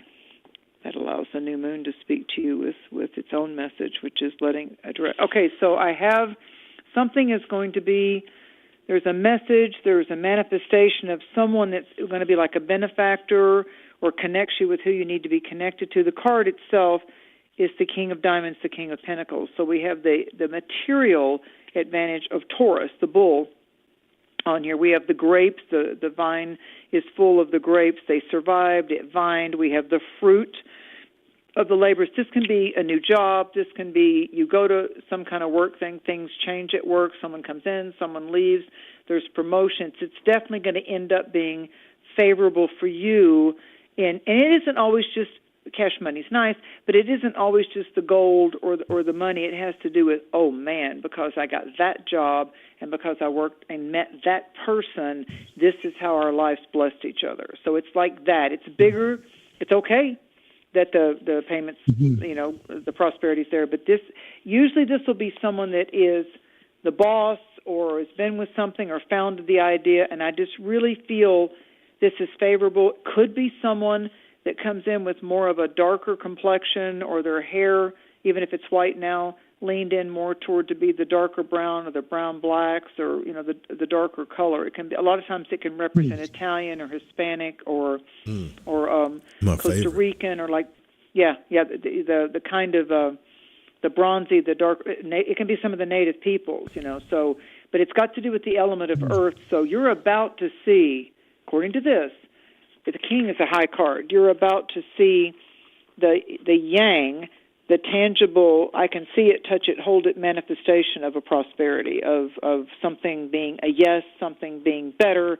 There's something that you're going to get to say, man, thank God that worked out. That worked out better than I thought. Wonderful. That's so great to hear. You got to call back, because I have a feeling that one's definitely going to happen. So you got to call back and let us know. Sure. We love testimony. All right. Thank totally. You. Well, thank you so much. Thank you, Mountain Brother. All right. Thank you. Let's see who's next.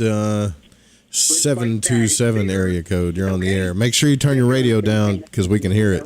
The prosperity therapist. Turn the show down. Hello. I'm turning it down right now. Hello. There you go. Who are we speaking with? Okay. This is Cherie. Cherie, what's up? From Florida. Which Cherie? This is Mary's old friend, right? Yeah. This is 727. I've been in that area code. Okay. Been in that area code. I know. You've been at my house in that area code. I know. How are you? Happy Cancer birthday. Happy Cancer birthday. Yeah, thank you. And I turned 70 this year. Congratulations. I love Happy it. birthday. For the audience, Cherie isn't just a Cancerian moonchild. She also has always had a medicine way affinity with the mermaids in the Mer Kingdom. And Cherie and her partner, who, as he taught me, one of my medicine men guides, as he taught me, he walks with a footprint in both worlds now, a.k.a. 3 black feathers. Welcome, Terry Frady. Cherie loves you. I love you. Thank you for your name being sounded as good medicine man, Aquarian medicine man energy onto this show. So, Cherie, would you like me to pick a card or do you have a question? Well, I have a question. And you just did. Okay, so my great love has been gone for 9 years, and I'm ready. You told me last time that someone would come into my life. I wasn't ready, but I'm ready now. It's been 9 years. Glory. But I still feel like when you said, what you said, he's got 1 foot here and 1 foot there. I feel like, because I meditate, I do spiritual stuff all day long. I live that way. Yes. But yes, I feel like it's your lifestyle. He's holding me back. Because, none of Terry Frady's exes ended up getting a new person. None of us, he has a few exes, which you know. But whoa, Aquarius. Are we breaking laws right now? Like, what's going on? Like, no. Exes says, and he did it. He did legal in and out. He did legal in and out. Oh, okay. He did it all legal. Oh no, he did it all legal. But I feel that he is locked there. He doesn't want me other love. No, is what I feel. I'm getting no on that. Let me tell you. Let me go with this. What I'm being told is the reason that you got the reason you got through, and the reason that he's brought to life in the spirit, the cleansing spirit of this air of our words and our breaths joined as we listen with our ears over the airwaves, the etheric, is that I'm feeling absolutely with the Ace of Swords here that fell out and the Six of Wands, the victory card, that Terry is saying, I have seen my way more into the light. I'm only got a footprint in this world to help direct you to a very good connection with my blessing, because my energy now is that I simply want to be a part of a protection for you, that good love medicine is coming to you. I absolutely feel that, hands down, 100%. And I'm just chilling all over, and you know what it's like here in Florida. But right. I just kept feeling the block, but I guess because I feel it's because I feel his presence, and I'm going to find some. I'm going to find somebody that's going to be spiritual. It's going to. It's going to be like breathe. Great spirit, Holy Spirit. Thank you for the blessings of my encounter and the experience of Terry Frady this lifetime. I release him in light and love. I allow him, as a medicine man, to assist in the divine process of my perfect spiritual love. I allow it. I am unleashed from the past of any of my former love stories, and I embrace this with a brave heart and with the wisdom of the divine as my director. Thank you, former husband in this earth life, for assisting me in spirit with everything that you know and I know we now allow for me to receive. Thank you for being a part of it. Aho, amen. Done. Aho. Done. Okay. That's got to call back, as Joe says. Got to call back. Yeah, tell the story when it happens. Okay. Yeah, you better. Okay. Happy birthday. Okay, thank you, Mary. Happy birthday. Thank you, Joe. Okay, thank you. Okay, thank you, Joe. Okay, bye. She seems really cool. Oh, she is. She is. We had many fire circle ceremonies both in Florida, and they came up to Western North Carolina. And I knew Terry before he got with Cherie. I knew him beforehand, and he's a true Marine and a First Nations Onondaga Indian. So yeah, he had some exes. as men, we are a little possessive, but I can tell you, if I moved on into the afterlife, the person I loved, I would not want them to be alone. Hell no. Right, no. And I think I absolutely 100% with my heart feel like that Terry helped orchestrate that call and your wizardry with the phone lines, because what are we talking about? Romance, the heart. They adored each other in earth. They respected each other in spirit, and absolutely Terry would want the highest medicine for her. We like you said. We broke through Mercury retrograde right here. Look, I've been doing this for 10 years, right? And to let you guys know, to put a virtual mixer on here and to get 2 free phone lines going at the same time with the music and everything and all the mix harnessing you can do so no one gets any feedback, and you're live streaming. I got 5 softwares running right now. You know what? Cool as the weather. This is a very good technological moment for me right now. It's a breakthrough. I'm going to bring the line like that judge did on that Building a Band. Yep. Like you did it. It's in the jungle, the quiet jungle, the lion sleeps. You did it. Maybe Mercury retrograde ain't going against me right now, you know. I hear a lot of people saying that, it's Mercury retrograde. It's like, well, you know, do a little protection or something, you know, like absolutely. Well, here's what Mercury retrograde really means. I'm born with Mercury retrograde. So I got to learn about it whether I liked it or not. Here's the best alchemical magic formula for any Mercury retrograde. Words matter. That's Words true. matter. They do. You know, they cast energy out there. When you add your sacred breath to the sound tones of your God-gifted voice, you are blending air and your words are going forward. So if you would take one day in Leo, in this Leo season, before we get to the full moon, let's just do a little tribal experience from today, starting tomorrow, if you guys are asleep or going to in the replay, for the next 7 days. Yeah, for the next 7 days. So we can get that crown chakra going with the heart chakra. For the next 7 days of whenever you hear this, like Joe and I are doing it right now, so we activate our next 7 days. I want you to both enforce verbally, even if you're whispering it to yourself, something that you're really thankful for in each day for the next 7 days, and also be thankful for unlocking something that's just been haunting you or bugging you for too long. That's the Pluto in Aquarius. And just start noticing not only the words, if you'll just say, I've got a self-chosen governor or monitor, I'm going to think before I speak. I'm going to think before That's I reply. That's so hard for me, though. It is for everybody. But when you get through one day, like just doing it, it won't have to be 24 hours, but when you're out in public, just put yourself in check. It's like you're having your own comedy club as you go through the day, because you'll start to go, and it's, oh, no, wait a minute, I'm doing my ceremony, my active walking ceremony of Mercury retrograde. So just take 2 words, the less words, the better when Mercury's retrograde. So words matter, pause, then reply. Pause, and then look at the email. Look at it again. You know, look at the meme, look at it again. And I'm telling you, under Mercury retrograde, what do we talk about? Oh, yeah, we're going to let Sacred Spirit be the director. Thank you, Sacred Spirit, for directing my words, directing what my eyes in a higher purpose will be focused upon. Thank you for the media or the emails or the text or the consultations that come toward me by divine will and by the divine embrace of glory and light and prosperity for all concerned. I allow the light of Leo to clear any jungles, any predators, as we go forward in this Leo season. I am aware, I am awake, and as one with the Creator, I receive the heavenly harmony. Amen. Right on. And, hey, Cherie said, the other Cherie was asking if you'd pull me a card. Okay. How selfish of me. Well, none of you guys are calling in, so, you know. Okay, so you got the Knight of Cups. I love the Knight of Cups. It was one of the strength card in the Knight of Cups, which is the Jack of Hearts.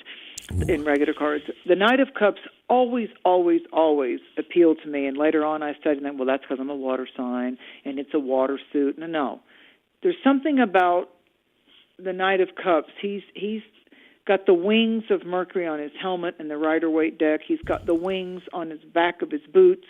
The horse is often like a heavenly blue sky color. If you look at all four horses on the Knights, there are two that are very active, and there are two that are very calm. So the Pentacles horse is like older and like a Frisian.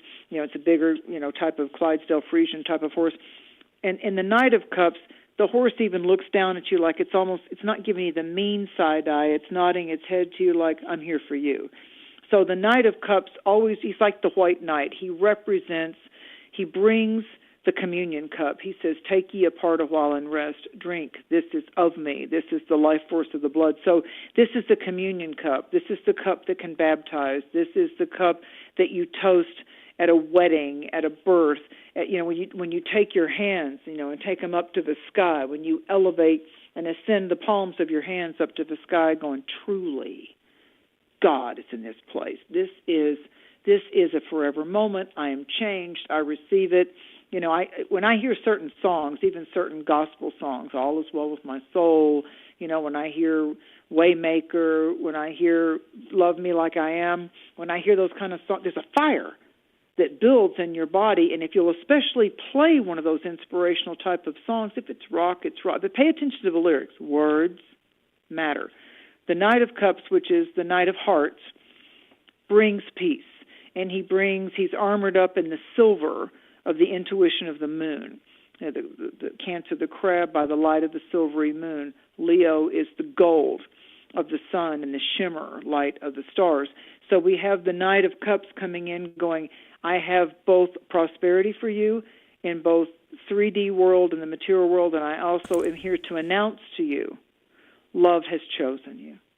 Oh. Love has chosen you. When I got that card, it trained me when I met a certain Virgo. It trained me that I literally, boom, a soulmate in very unusual circumstances came into my life. I was outside doing land surveying, making good money to pay for the new car I wanted at the time, and I'm reading Khalil Gibran's The Prophet. And all of a sudden this guy drives down the street, and I'm like, oops, that felt different. That's so cool. And so, I met my first soulmate, and what was so fascinating to me is that I was literally reading. I had all the works of Gibran the Prophet, The Voice of the Master, The Broken Wings. I was so into that Lebanese Capricorn poet about just the way that words danced off the page about life and love. When he writes about, and think not that you can guide the course of love. For love, if it finds you worthy, will guide your course. That's the Knight of Cups. And remember, guys, if you've been paying attention to the videos on YouTube, on the tree, the Knight corresponds with Tifereth right there in the middle, which is the Sephra of the sun. So that kind of goes with the Leo too, doesn't it? Absolutely. Oh, yeah, the sun. The sun rules the sign of Leo, and Leo is here. Leo is the part of us, to say to us, what makes your heart dance? And how would you dance with chance? What is it? What's the vibrational energy? What's the lights of love that makes you, no matter what you're doing, eating a bowl of soup or writing out a check, but all of a sudden just boom, your heart rises. And that's, when you have those moments, they're prophecy. I mean, they're prophetic for you. They're like, do you feel the calling? Will you answer to the calling? Have you tested the spirit of the calling? Are you ready to have the courage to walk forward with this? And I'm like, oh yeah, mahalo. Oh yeah. Yeah, let's do this. It's the Knights in the Rider-Waite deck, which is the one you're using, and the Princes in the Crowley deck. It just depends on what deck you pick up. Right, yeah, absolutely. And I have always loved, I got to meet Eden Gray when she brought that deck to fame, that was done. I got to meet her and interview her in Daytona Beach, in Vero Beach, between Daytona and Vero Beach. It was like iconic to meet her because I had read all those books. She was the one that was ballsy enough to put out the tarot books, by Eden Gray. And when I met her, she said, oh, I'm not psychic at all. And I'm like, what?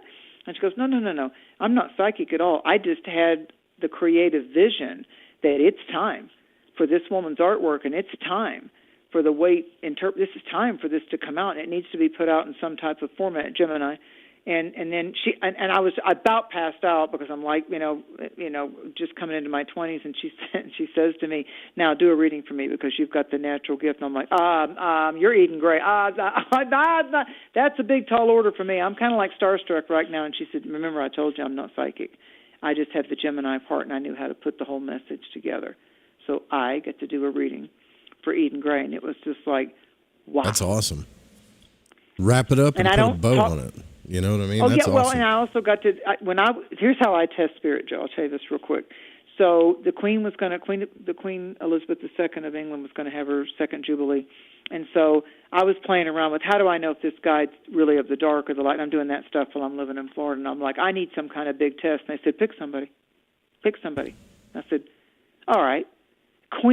The Queen of England. I'm here in the States. I'm not anything to do with that. No connections whatsoever. And they said, sit down, write a letter to the Queen, and tell her you'll do her astrological chart. And I'm like, oh yeah, I did all that kind of stuff. And they said, do it. Get it to them. You got 30 minutes before the post office closed in St. Pete, Florida. Go do it. And I'm like, okay. So, because it wasn't the test to see if the Queen would like me. It was the Leo power of like, can I not tell anybody and do an experiment like you did with the phones tonight? And can I manifest a reply strictly telepathically, secretly with Spirit? I need to know that Spirit's really listening to me, and I got to have a big test because that's just boss bitch energy. I just had to do that. So I didn't check English. I just sit down and said to Her Majesty, Queen Elizabeth II, on her second Jubilee, and I just wrote, I'm, blah, blah, blah, I'm over in the United States, and I would love to gift you. So I hurried up, sealed it, didn't even know the address, got to the post office, and as you would guess, I always attract Virgos. There was a Virgo guy that I knew, Ashton. He said, I can look it up. It wasn't internet. I'm going to look it up, and you have to address it the right way. Paid the money, walked out the door before I changed my mind. In 2 weeks, I'm upstairs. I'm still in Florida. I'm upstairs, and our mailman at the time, it was cool. It was a cool little city in St. Pete with brick streets, and he would bring the mail down. He'd park, and he'd walk the mail down because it was a cool neighborhood, kind of an old-fashioned neighborhood with Tudor houses and English houses. And I'm upstairs, and it's that time of Florida. I think you get like 2 weeks where you can open the windows, and the windows are open, and I glanced, and I saw the mailman, and I'm like, it's today. It's today. I was excited that I was going to get a letter that said, no, thank you, your gift was nice and all that. He said, you got an interesting letter today. He said, this is from Buckingham Palace. I opened it up, and it's the lady in waiting. I am commanded by your Royal Highness, and I'm sitting there going, holy moly. Then there's a whole new kind of pressure that happens when you're going to do the chart for an existing queen. I didn't talk about it a lot on radio. She's since passed away, but let me tell you what's exciting to me. Most people would take the Leo side of it of like, oh, my God, the Queen said yes to you. No. The Scorpio, the 5 planets in Scorpio went, this is a moment that's rich beyond time and space. My guide said, pick somebody, write a letter, we will send you the response. I told no one. It was between me and Spirit. Well, you just told everyone. I know. Well, but it's a long time ago. But what that did for as people learn in their creative program, I'm telling you, you can test the spirits. You can test intuitive design, intelligence. You can call on your guides to, you're not being arrogant to say, prove it to me. Now, it would be if you did it all the time, like, I want to get the lottery numbers. Oh, please, level up. But tell your guides something very specific. Follow instructions that they give you from the dream or the meditation and watch. You have this shield. You have this anchor for the rest of this lifetime that it did come true. It did come true. You don't care if anybody believes you on the story. You're not doing it for bragging rights. It was something that unlocked a key for me, which made me a much better intuitive teacher, psychic counselor, because I put myself through it in the hard way. And so I know how to tell the feeling and know when it's right for somebody. And that's the only thing that I feel in the way I do my intuitive work that gives somebody, I hear this all the time, your readings just gave me a confirmation that I didn't speak about to anybody. I just got the confirmation I needed, and I'm like, now go with it. Right on. But you got to, most of the time I'm just helping people get the crap out of the way that helps them hesitate or not believe in themselves. So that's where the clairvoyant counseling can come in. It's like, let's get you unlocked, whichever true intuitive that you choose, or whichever astrologer can help you. And I want to say one thing else to Leo. It's a rule for all the signs. But when you enter, a lot of people will say, I don't know why, but this time of the year just always kicks my ass with stuff. And for Leo right now, if you're an August-born Leo, when the sun goes into Leo July 22nd, from that time frame when it first goes into Leo up until your actual birthday, it's when you're in your solar 12th house and karmic things happen, good, exciting, and challenging, and health things can happen. Anomalies can happen medically, or accidents, or odd things financially that aren't typical financial snafus in the first place. You're in your 12th house. So it has to do with we're doing a clearing and a decluttering of multi-incarnations, past lives, soul development, and so it can be very intense 1 month before your birthday.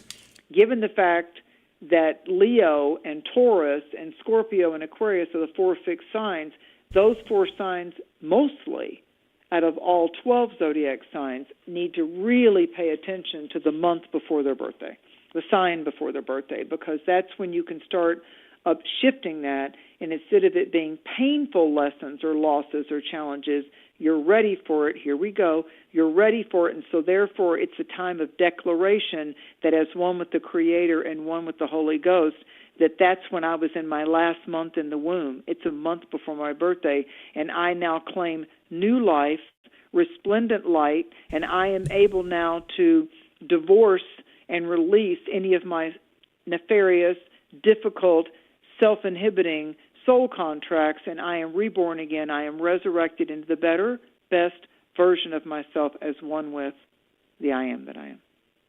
That's how you do it before your birthday. That's your candle on your cake. There you go, folks.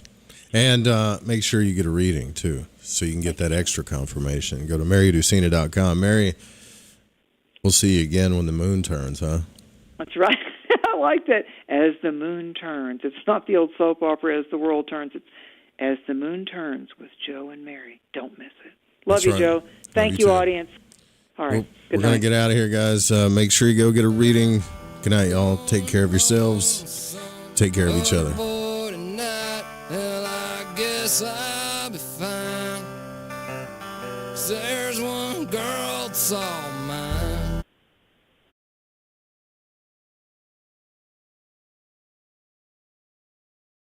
Before she said again that other girl's gone home with him, and I'm coming back to her.